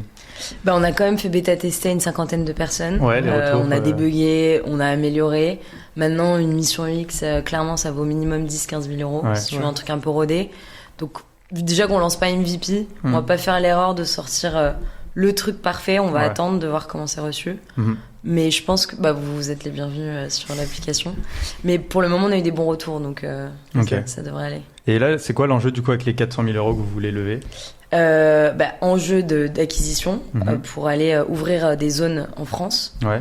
Tu vois, de manière un peu plus agressive. Ok. Qu'est-ce que tu entends par ouvrir des zones ? En fait, le dating, t'as un enjeu géographique. Okay, Moi, si je te fais matcher avec une nana à Arras, elle a beau être charmante, je pense pas que tu vas prendre le train tous les week-ends. Je connais pas Camille, là. Ouais. Ah bon, je déconne, vas-y. Bon, je pouvais aller plus loin en Espagne. Tu connais pas Camille. Donc, t'as un enjeu géographique. Donc, en fait, logiquement, si t'es pas trop gourmand, t'ouvres par zone et tu vas aller faire ton acquisition sur des zones géographiques définies. Ok. Donc, le but de la levée de fonds, c'est de principalement investir sur la partie acquisition avec tous les canaux qu'on connaît, à savoir du paid, de la presse, du marketing promotionnel et j'en passe. Et l'autre sujet, c'est vraiment intégration de l'intelligence artificielle. Dans quelle optique ? Sécuriser la plateforme. Ouais. Parce que des fuites de données avec Glidden et toutes ces conditions, on en a tous entendu parler. T'es quand même très exposé et t'as beaucoup de données sensibles. Surtout avec notre test de personnalité. Ouais. Et donc ça, et améliorer l'expérience. En gros, la personnaliser davantage, te proposer des matchs plus cohérents et te faire passer peut-être des tests encore plus poussés aussi sur la partie coaching. Et le paid, c'est que du presse et ads ? Enfin, l'acquisition, pardon. Non, t'en as plein. Okay. Nous, on a aussi nos petits trucs qu'on va pas forcément révéler. Mais l'idée, c'est de créer du contenu en interne aussi. Ouais, de l'organique aussi. Ouais, l'organique. Aujourd'hui, si t'as une bonne fréquence, ça fonctionne. D'où le podcast. Ouais, par exemple. Même si c'était surtout pour vous faire plaisir. Non, je parlais de ton podcast en plus. Pas de celui-là. C'est gentil. Voilà, on lance aussi un podcast. Donc, le but, c'est de créer aussi du trafic. Mais t'as plein de canaux aujourd'hui. Et en fait, on a envie de changer et de pas tomber dans le truc bateau de t'es célibataire à Paris, inscris-toi sur Bizanime. En fait, j'ai pas envie de ça. Ouais. De faire un truc auto-promotionnel, ça me gonfle. En organique, ce serait plus un format radio où tu viens, par exemple, confesser quelque chose qui t'est arrivé et du coup, ça fait relate avec des gens. Ouais, t'as plein d'idées. Nous, avec notre concept de buddy, en plus, on peut innover, tu vois, avoir quelqu'un qui te pitch, j'en sais rien. Enfin, il y a plein de façons de réinventer la pub, quoi. Est-ce que ça a pas été un frein, cette histoire de buddy, parce que j'ai l'impression que c'est très ancré dans votre idée. Est-ce que des fois, ça peut pas donner la flemme à certaines personnes ou de se dire... Tu sais, des fois, si t'as cette solitude, t'as peut-être pas envie que tout le monde sache que tu vas sur une application de rencontre et tout. Je sais qu'à une époque, les applications de rencontre, c'était un petit peu honteux. C'était mal vu en France. Ouais. Et ça a beaucoup switché. Est-ce que ça a pas été un frein à un moment donné ? Nous, on a appelé les gens qui s'inscrivaient et ils sont en partie inscrits pour ça. Parce qu'ils trouvaient ça intéressant et différenciant. Maintenant, c'est pas une obligation. Tu peux faire ton profil sans bio. Mais du coup, ta bio, elle est maigre et c'est moins vendeur. D'accord. Et nous, on a tout intérêt à te pousser à jouer le jeu, quoi. Ouais. Puis ça fait un écrémage, en fait, comme tu disais, même comme le prix. Ouais. Tu sais que du coup, c'est des gens plus investis, parce qu'ils ont pris le temps. Ça veut dire, t'as vraiment... Je J'allais dire soit la dalle, soit vraiment envie de... T'as vraiment envie de tomber amoureux, Ouais, putain. ou de tomber amoureux.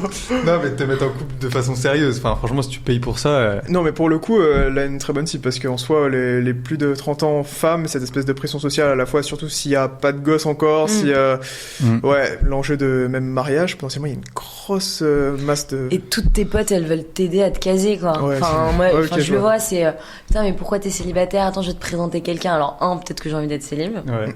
donc laisse-moi tranquille. Ça sort du cœur, sans Et- dire Mario. non, mais Je tu vois, déconne. c'est pas une fin en soi. Non, je sais. Et de deux, c'est de se dire, bon, bah, peut-être que ton pote, il est sympa, mais il me convient pas. Ouais. Mm. Ouais. Donc, Est-ce que t'as le temps, toi, t'es en couple, t'es célibataire? Je suis célibataire. T'es célibataire, t'as le temps de justement faire du dating, de rencontrer des gens avec l'entrepreneuriat ou c'est compliqué? bah, alors, je me suis séparée récemment, donc c'est pas la priorité. Ok. Ensemble. T'as dit quoi? J'ai dit Ah, on ensemble. est ensemble. Ça, j'ai pris une séance de coaching aussi. Ok. Pour ça. Non, tout va bien. Tu lui feras une séance aussi, ouais. tu lui trouveras une séance à lui. On va la mutualiser.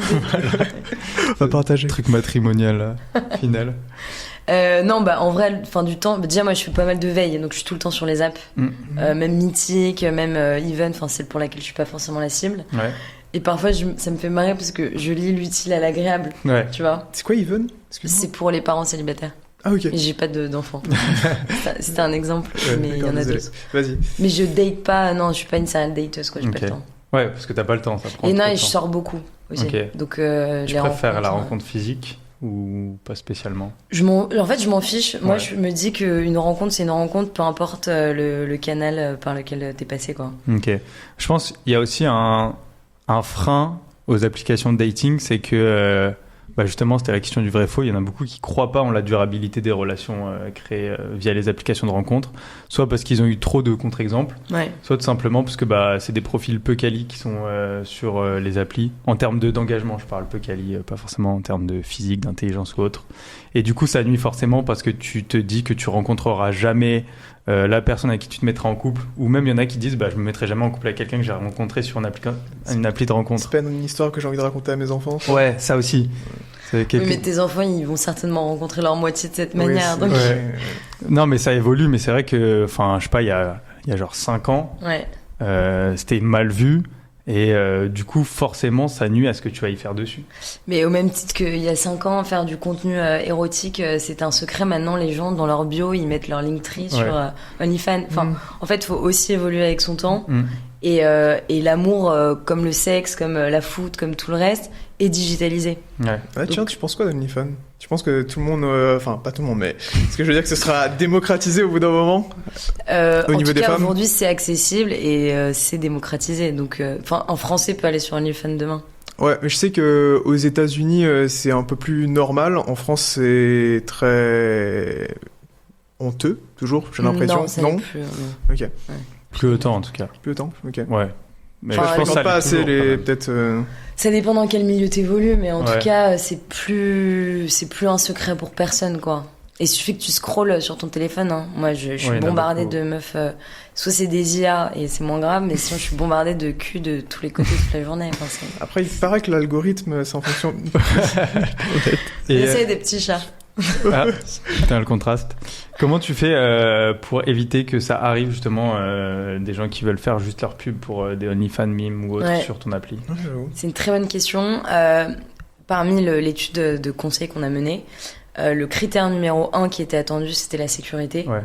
Donc oui, tu as une sécurité tech sur tout ce qui est hack, etc. Mais nous, par rapport à la sélection des membres, aujourd'hui, on le fait manuellement. Mhm. Et si on a un doute, on demande des modifications à la personne. Ok. Tout est automatisé, on a un compte administrateur en interne. Ouais. On reçoit les trucs, le soir, on se prend 1 heure, on like, on demande à une modification, on refuse. Vous le faites à la main, ça, Ouais, pour l'instant? pour le moment. Et du coup, c'est l'IA qui prendra le relais relais. plus tard? Ok. Et s'il y a un doute, ça sera toujours l'humain. Ok. Mais en fait, nous, vu que notre cœur de proposition de valeur, c'est genre haut de gamme, sécurité, si ça, on est laxiste dessus et Ouais. que c'est une passoire, en fait, Ouais. on va se retrouver avec des mineurs, avec des dick pics. Ouais, puis j'aurais pas envie de payer pour ça, pour le coup. Exactement. Ouais. Si tu payes, c'est que même nous, on se mouille la chemise pour toi derrière. Ouais, c'est une barrière à l'entrée. Je pense que c'est. Ouais. Et c'est un problème de riche hein, de faire ça à la main tous les soirs. C'est que je peux te dire que t'es content. Oui, c'est Comment de ça l'attraction. Bah en fait, ça pourrait paraître hyper boring de valider des profils ou en refuser. Ouais. Mais il y en a, quoi. Mais toi, tu te dis putain, mais en fait, il se passe quelque chose. Ok, oui, bien sûr, ouais. Ok, ouais. Mais justement, je me pose la question par rapport... est-ce que vous avez pensé à la dimension relooking? Ouais. Parce que je sais qu'il y a un mec en particulier qui a explosé le marché, mais plus du côté des hommes. Je crois que c'est Dragueur de Paris. Je sais pas Ouais. si t'as étudié le... Non. Et en gros, lui, son Le blaze. Ouais, non, mais Dragueur de Paris. son positionnement, il a fait sa full ads YouTube. Et en gros, il disait qu'en gros, c'est pas de ta faute si t'as pas de match sur les mecs et tout. Ouais, c'est des parce photos. Ouais, ou bien il y a une dimension cachée de l'algorithme de Tinder qui ne veut pas que tu nanana. Et en gros, il prenait les gens pour il leur vendait une sorte de formation pour construire un bon profil. Et après, il les upsellait sur du relooking. Ok. Et donc, ouais, il y a peut-être cette dimension relooking en mode, des fois, les photos que t'as, parce qu'il me semble que sur les applis, il y a une très grande partie des photos que t'as qui vont jouer. Est-ce que c'est un truc que vous avez identifié? Alors, c'est hyper intéressant. En revanche, je pense que là où il faut pas se perdre, c'est que, en fait, faut pas rendre ton offre trop complexe au début. Ouais, oui. Et en fait, il faut juste répondre à des besoins.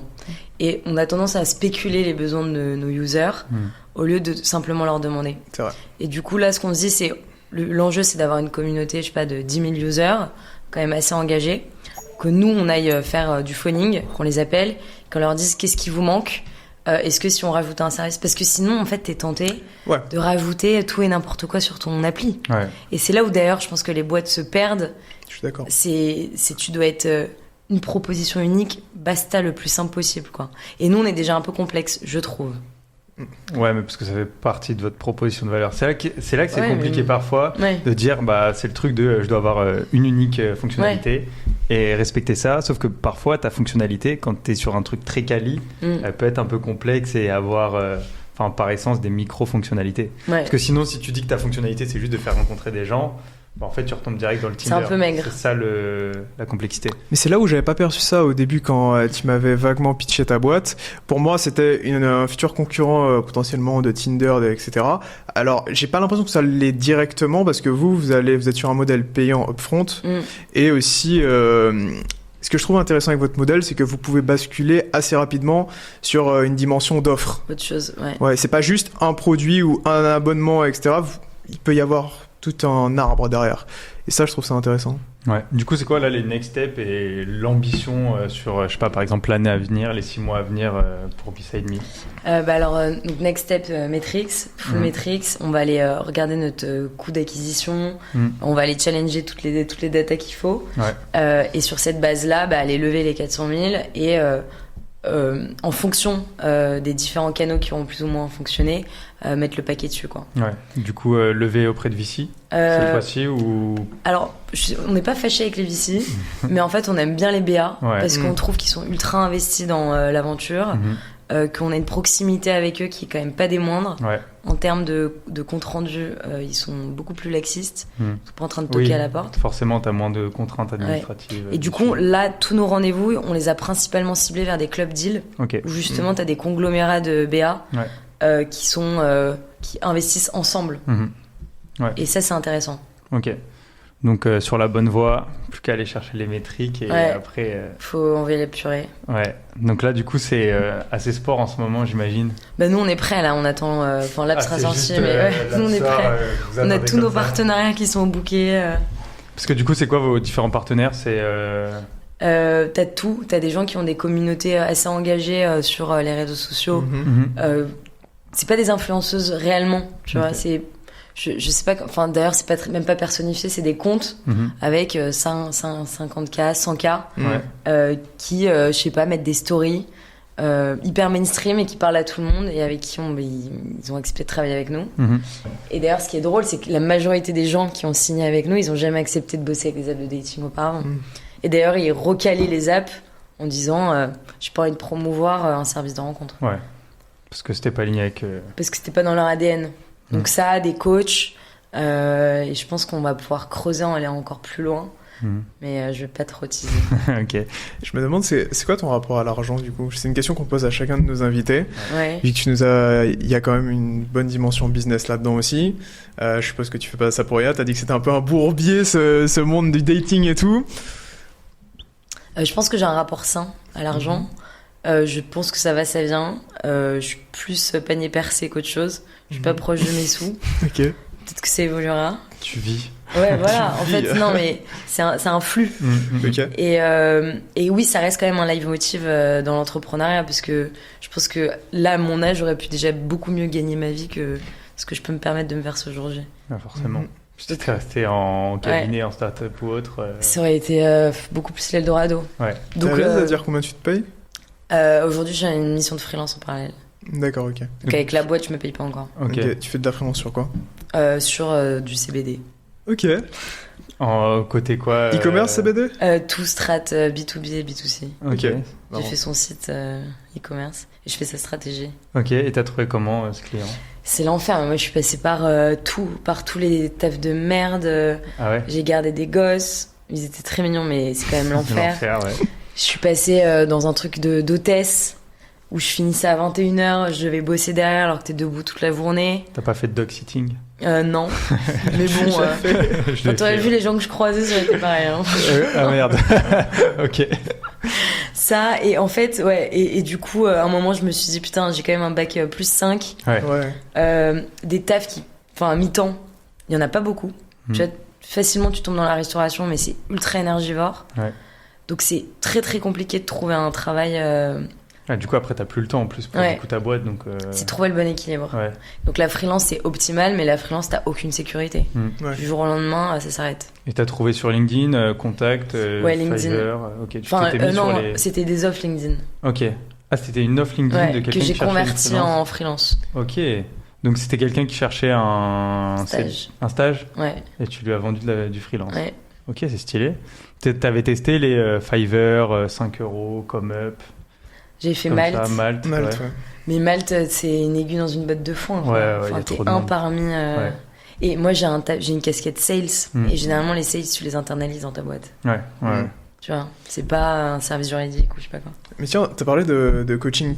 T'as déjà fait du coaching love ou pas? Alors, j'en ai suivi en e-learning pour tester un peu ce que Ok. je préconisais. Mm. Mais là, l'étape d'après, c'est de passer en vrai coaching one-one Ouais. avec un de nos coachs. Parce que typiquement, tu peux remplacer ton taf de freelance par développer une sorte de personal branding coach love, pouvoir vendre des offres là-dessus, après emmener sur ton appli, il y aurait toute une sorte de cohérence derrière. Et ça te permettrait de c'est vrai. vivre. T'aimerais bien? Mais non. Non, vraiment pas. Non, mais Écouter les problèmes j'aurais des gens adoré. toute la journée. Oui, non, j'aurais flemme. adoré aimer le faire. Mais je pense qu'il y a des gens qui sont animés par ça qui le feront Ouais. mieux que moi. Et toi, ton drive, c'est de gérer ta boîte. Ouais, de faire en sorte que ça se goupille bien, quoi. C'est ça qu'on dit pas souvent sur la réalité de l'entrepreneuriat. Ok, tu lances un projet et tout, il y a les levées de fonds, il y a tout ça. Mais il y a aussi la question de pouvoir vivre et tout. Je sais que c'est quelque chose qui fait peur à beaucoup de monde. Mais ils ont raison. Et toi, et toi comment tu fais toi pour gérer tout ça?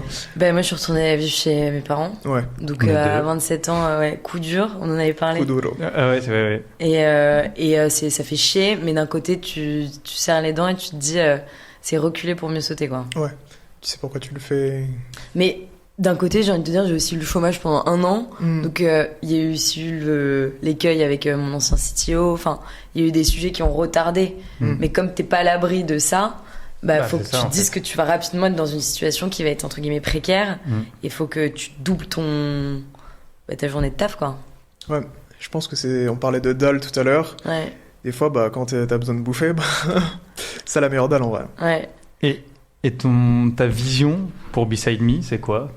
Ton ambition, mais à long terme, c'est quoi avec Beside Me? Créer un leader en France, en Europe, aux US, faire un exit à plusieurs millions, c'est quoi qui te fait rêver dans tout ça? J'aimerais bien créer un écosystème et du coup sortir justement du simple côté online, faire vraiment du digital, qu'on s'internationalise aussi. Ouais. Ça, c'est un goal ultime parce que je pense que c'est un truc qui est réplicable dans plein d'autres pays. On vise les pays limitrophes, mais pourquoi pas Dubaï aussi, parce qu'on a un de nos investisseurs qui est là-bas, Ok. qui nous a dit que c'était très superficiel Dubaï, mais qu'il y avait aussi beaucoup de gens qui cherchaient l'amour et pas forcément des escortes. Ouais. Et donc il y avait un vrai besoin. J'ai un pote qui est à Dubaï qui m'a dit que c'était hyper compliqué parce que justement il y a beaucoup d'escortes et après en fait il y a énormément soit d'étrangers qui viennent juste en vacances, soit de gens forcément qui sont attirés que par d'autres personnes fortunées et du coup que les rencontres elles sont hyper compliquées là-bas quand t'es un jeune expat. Bah, clairement. Ah, j'ai un profil, je suis tombé là-dessus, j'ai un profil pour toi de femme dans ta cible, plus de 30 ans, et qui disait justement, putain, à Dubaï, il y a personne pour moi, et tout. C'est vrai Ouais, je te dirai, je t'enverrai. Et d'ailleurs, du coup, votre positionnement, il est davantage sur les personnes 25-30 ans Ouais, c'est en 27-45 ans. Ah ouais, ok. C'est quand même assez large. Ok, ouais. Mais c'est vrai que c'est des gens un peu plus âgés, Ouais, qui sont déjà rentrés dans le monde du travail, qui ont déjà eu leur première déception amoureuse. ouais. Justement, par rapport à la cible que tu as eue, est-ce que tu trouves qu'il y a aussi cet enjeu de moins de désirabilité des femmes après 30 ans, par exemple, aussi par rapport aux hommes, en termes d'options, que les options se réduisent? Est-ce que c'est quelque chose que tu as... Alors c'est dur de se positionner là-dessus. En revanche, ce que je peux dire, c'est que à cause de la pression sociale, tu vas te mettre dans une posture où tu vas être en demande, et du coup, par définition, c'est moins attractif. Ouais. Tu vois, c'est plus une Homme cause ou à femme, effet. du coup. Ouais. Pas forcément Ouais. lié à un... Mais bon, la pression sociale, elle est quand même plus ressentie par les Oui. femmes, donc. Ah ouais? Oui. Bah, en fait, un homme, on a tendance à dire qu'il a son pic, à son apogée Ouais. à 40-45 ans. Une nana, c'est plus 27. Ah Donc ok, il y a quand même 10 oui, ans on parle d'écart plus de physiquement. de physiquement, Même, d'attractivité sur le marché de la séduction, Oui. quoi. Ouais. On Enfin, avait tu déjà vois- eu ce débat-là, t'étais pas d'accord là-dessus. Non, mais tu vois bien que toutes les stars, là, putain, comment ils s'appellent DiCaprio. DiCaprio, Brad oui, Pitt. tous, ils Ouais. sortent avec des nanas plus jeunes. Et il paraît que la fleur de l'âge d'une nana, c'est la Ouais. vingtaine. Oui. Non, mais C'est un mythe, hein, mais. j'avais en tête la pression sociale côté... au même titre C'est que mettre que... des gens à dos. toi. Oui, moi je parle pas, je dis rien. Non, vas-y, parle. Non, mais j'ai vu des études là-dessus, mais j'ai pas... C'est pas creusé. Ouais, non, j'allais dire que du coup, c'est considéré comme le CDI, un peu, le Graal du couple et du mariage. Ouais, Et du coup, ça vaut autant pour une femme qu'un homme. ouais. Moi, j'ai des très bons potes qui, pour eux, c'est très dur de se dire qu'aujourd'hui, ils n'ont pas encore d'enfants, qu'ils sont pas encore mariés, etc. C'est pas du tout mon cas, mais tu vois, il y a des personnes comme ça. Et ça, que ça soit homme ou femme, du coup, ça les touche parce que le problème, c'est non plus de se dire est-ce que je suis dans la fleur de l'âge, mais plus, j'ai raté le train, quoi. C'est déjà trop tard. Moi qui voulais avoir un enfant tôt, Après, tu tires pas à blanc à 40 ans, hein, désolé. Non, c'est sûr. Mais bon. C'est ça. Alors que les C'est ça, la femmes, pression aussi, ouais. c'est un sujet physiologique, Oui, quoi. oui, ça aussi. Ouais. Dans le vrai ou faux, je t'ai posé la question sur la compétition d'ego. Tu m'as dit pas tout le monde, mais c'est parce que c'est quelque chose que j'ai pas mal entendu, que aujourd'hui dans les relations, c'est oui, faut faire semblant, faut pas trop donner tout de suite, faut pas trop s'investir, etc. Faut faire genre, tu vois, parce que sinon c'est pas attirant si t'es trop investi derrière directement. Ça, tu en penses quoi de ça? Qu'il y a beaucoup trop de coachs bidons sur TikTok qui Ouais, t'expliquent c'est ça. qu'il y a une science pure et parfaite de la rencontre.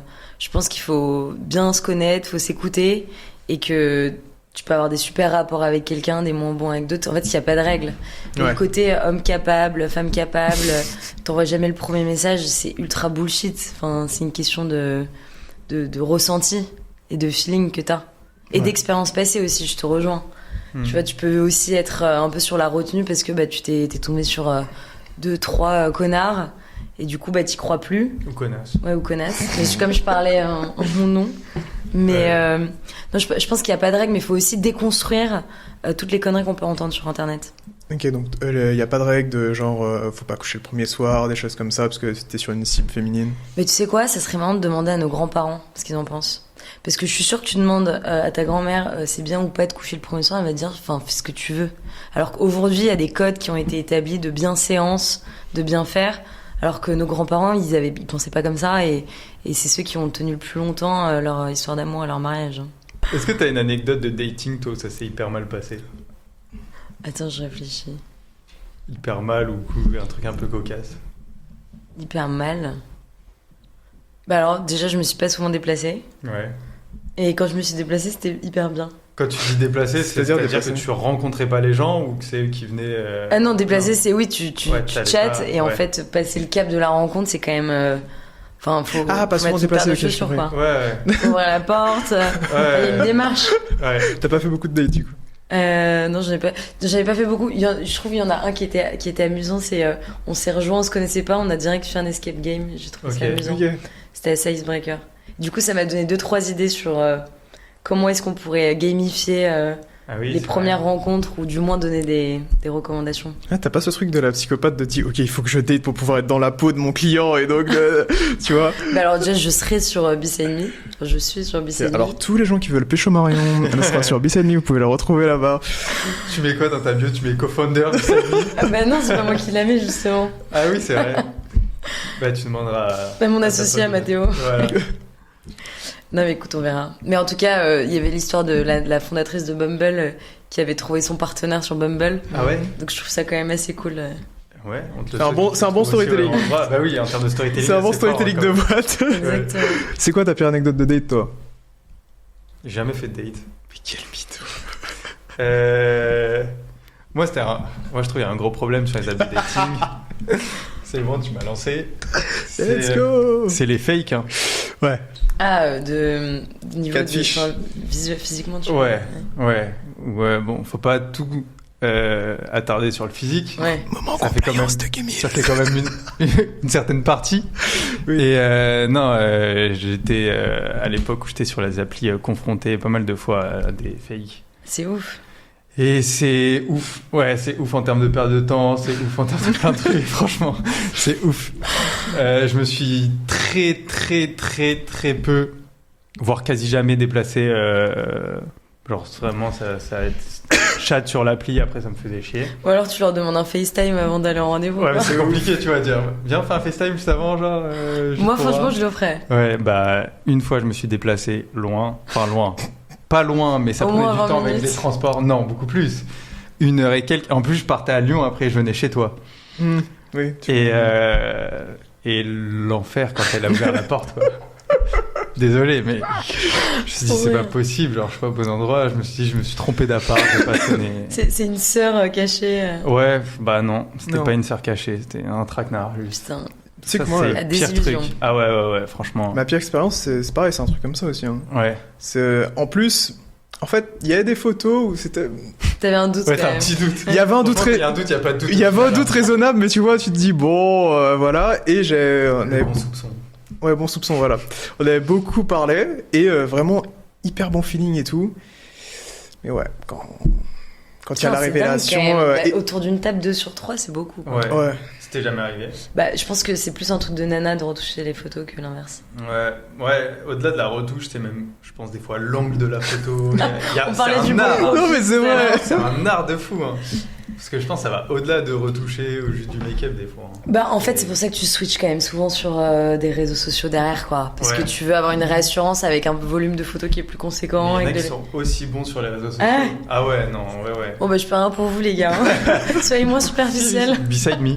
Voilà, vous combattrez ça. Mieux. Et justement, les red flags. Ouais. C'est quoi tes red flags, par exemple? Sur une app de dating ou en général? Fais les deux. Moi, je pense que quelqu'un qui vient de se séparer, c'est un red flag sur une app de dating. Donc t'as un red flag pour l'instant. Ouais, je pense. Un bon entendeur. En relation pansement. Si vous me trouvez sur... Ouais, non, mais je pense que t'as un côté un peu revanchard qui est pas très engagé finalement. En fait, c'est très léger alors que en fait tu te rassures, quoi, c'est toujours la même chose. L'autre red flag, oui, c'est les gens qui sont pas très authentiques.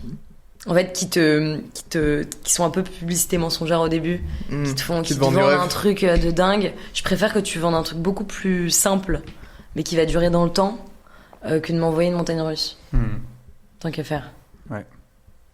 T'es pas d'accord? Non, si. Je pensais juste à la dimension forcément marketing des rencontres au début. Je suis un marketeur, désolé.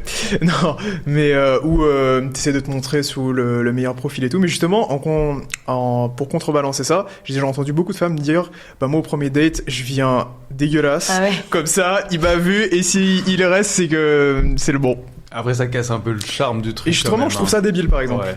Bon, après, libre à chacun de s'apprêter ou pas, mais... Non, mais il y a apprêter et venir en schlag, on va dire. Enfin, tu vois. En même temps, venir en talon aussi. En fait, il faut juste milieu dans tout. T'as pas besoin de venir en talon. En fait, viens en toi. Ouais. Et normalement, si t'as bien fait ton taf, la personne est censée venir comme elle est et pas moi, arriver dans l'optique de vouloir absolument te plaire ou ressembler à ce que t'attends d'elle, quoi. D'ailleurs, ça aussi, le truc de se marketer à fond, c'est parce que t'es sur des applis comme Tinder ou autre. Enfin, pas toi, hein, mais toi aussi. Mais... Non. où il y a tellement de masques que t'es obligé de faire. Tu dois trouver la phrase parfaite dans ta bio pour qu'on remarque. Il y a de la Il faut concurrence. le démarquer, Ouais, c'est etc. ça. Alors que sur une appli où du coup le choix est plus sélectif, il y a tout T'as un moins truc, t'as moins besoin d'essayer de te travestir. Bah, tu vois, c'est ça qui me fout la flemme, par exemple, d'aller sur des applis. De quoi? De devoir te travestir dans de la bio, rentrer à mon profil, de d'avoir devoir... un hook en bio. Ouais, Ça, flemme. T'as la flemme parce que t'as pas vraiment envie, enfin c'est que tu t'en fous. Ouais, Parce que si t'avais envie de trouver, tu mettrais de l'effort. ouais. C'est comme quand tu veux faire un marathon, tu t'entraînes avant, c'est pareil. Enfin, Je préfère les rencontrer dans la vraie vie toute aussi, récompense nécessite un effort en amont, quoi. Et Ouais, si c'est vrai. c'est remplir un test de personnalité. Ouais, mais tu vois, c'est différent là. Parce que peut-être que de son expérience, il a pas senti que l'effort qu'il fournissait pour faire une bonne bio et tout permettait de transformer derrière. Transformer, j'entends juste trouver une bonne personne. Incentivé. Ouais. Voilà. L'incentive était pas assez grande, quoi. Le reward. Mais du coup, je me pose la question au niveau de l'acquisition des hommes, parce que tu m'as parlé très bien du ciblage des femmes, de leurs problématiques et tout. Ouais. Au niveau des hommes, comment tu leur parles pour revenir sur l'appli? Eh ben écoute, on leur Il y a parle. des meufs. Ouais, non, on leur parle pas encore. Et c'est Ok. le gros. Et en fait, sans leur parler, ils s'inscrivent. Ouais. Donc je sais pas comment ils font. Je sais pas. Ok. Mais le fait est qu'on va devoir commencer à se pencher sur comment parler à un homme et quoi dire. D'où l'intérêt aussi de m'être associé avec un garçon. Ok. Parce que on a une ambivalence.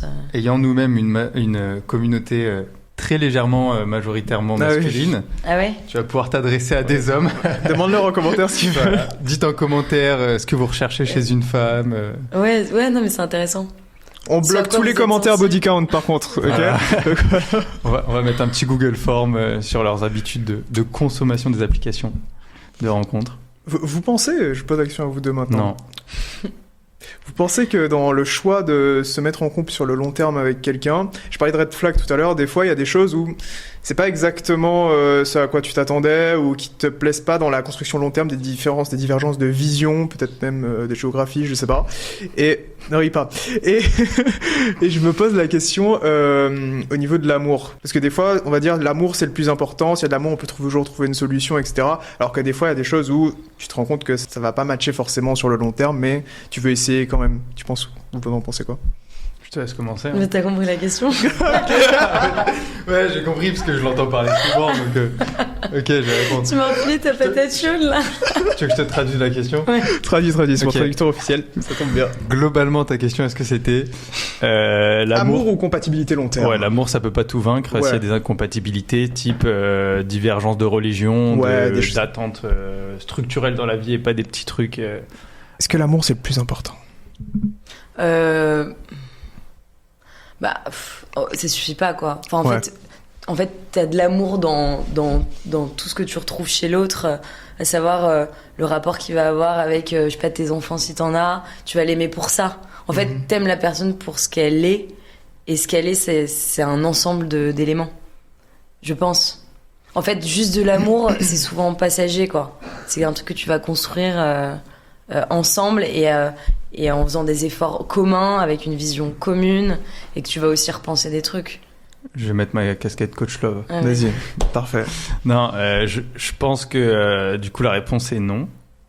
Voilà, je m'arrête là. C'est fini. Non, je pense que non parce Sacré que coach love, hein. sur des éléments très structurels. Hein. Je vais parler par exemple de divergence totale, quelqu'un qui est à l'extrême droite vs quelqu'un qui est à l'extrême gauche politiquement, ou sur des divergences de religion où la personne elle est à fond dans sa religion, l'autre aussi, et il n'y a aucun compromis possible. Ces petites choses-là, en fait, tu peux au début essayer de construire avec, mais je pense que inévitablement, ouais, ça va te rattraper, il va y avoir un effet boule de neige qui vont même pas se répercuter forcément directement sur ces sujets-là, mais sur plein d'autres petits sujets. Genre l'éducation des gosses, Ouais, c'est ça. s'ils se marient à l'église ou à la SINA, Ouais. enfin, il y a 1000 sujets. Et ça va être une source d'embrouille sur d'autres sujets. Non, je suis mais d'accord. qui, au final, ça...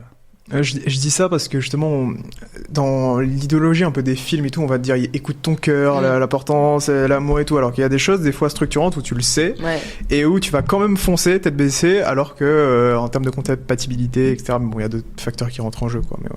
T'as raison, mais je pense que l'âge et l'expérience te fait moins écouter ton cœur à des moments et plus t'as raison. Tu vois, parce que si t'as essuyé, entre guillemets, 5 relations qui sont des échecs et que t'as envie de commencer à construire quelque chose et tu vois bien que les 5 profils étaient les mêmes, Bah, Poser des questions. ouais, un en fait, jour. non, mais t'es dans un Ouais. schéma répétitif, bah, faut aussi faire preuve de clairvoyance et de bon sens et de te dire, bon, bah, ça a pas marché, peut-être qu'il faut que je me tourne vers autre chose. Est-ce que t'es team, il y a 3 amours, je sais plus c'est quoi le truc exact, Trois le amours premier dans sa vie. amour, l'amour de ta vie et je sais plus c'est Ah oui, quoi le non, truc. celui qui te brise. Oui, je suis pas, c'est de la merde. Non, mais en fait, c'est un truc hyper générique. C'est comme Ouais. quand tu fais un mail, tu mets 3 bullet points. Donc, déjà, je trouve qu'ils sont pas beaucoup foulés. Tu vois. Ouais. Enfin, t'as toujours 3 arguments, 3 trucs, donc Ouais. pourquoi pas 3? Ça marche bien parfois. Mais tu peux en avoir 4, quoi. Non, c'est 3. D'accord. Voilà, t'as pas le choix. Sur ces belles Bon, bah, paroles. j'ai utilisé toutes mes cartouches. Il y a plus rien. C'est pour ça en fait. Il y en a un, tu lui as menti en fait. Exact. C'est ça que t'es en train de nous dévoiler. Est-ce que t'as un message à faire passer Ouais. pour finir sur Beside Me, tes projets, à des investisseurs potentiels, Un à mec. ton associé, à un mec, sur ton, tu veux faire en live ton profil Beside Oublie-moi. Me. Non, je rigole. non, bah, enfin, déjà, le podcast était trop bien. J'espère que ça aura aidé des gens qui se posent des questions sur leur orientation professionnelle. Et bah, tous ceux qui cherchent l'amour, on leur offrira 1 mois d'essai gratuit s'ils nous envoient un message. Voilà, de toute façon, on mettra tes petits liens en commentaire Grave, aussi, en carrément. description plutôt. Et bah écoute, merci beaucoup. C'était un Merci plaisir. beaucoup, Marion. Pareil. Avec des sujets qui sortent un petit peu des Bah oui. sentiers de ce qu'on a l'habitude de faire, mais C'est du coup ça hyper aussi, intéressant. Trade, c'est on va partout en même temps et nulle part. Et c'est ça qu'on aime. Voilà. Donc n'hésitez pas à mettre un like, à vous abonner, à mettre un commentaire, à dire à Marion tout ce que vous avez envie de dire à Marion, des poèmes. Et Dans le respect de la compliance. oui, c'est lui qui supprime les coms. Non. Ouais. Voilà, merci beaucoup. On se retrouve pour un nouvel épisode du Trade Talk très bientôt. Et le mot de la fin, Marion? Ok. Peace. Ciao.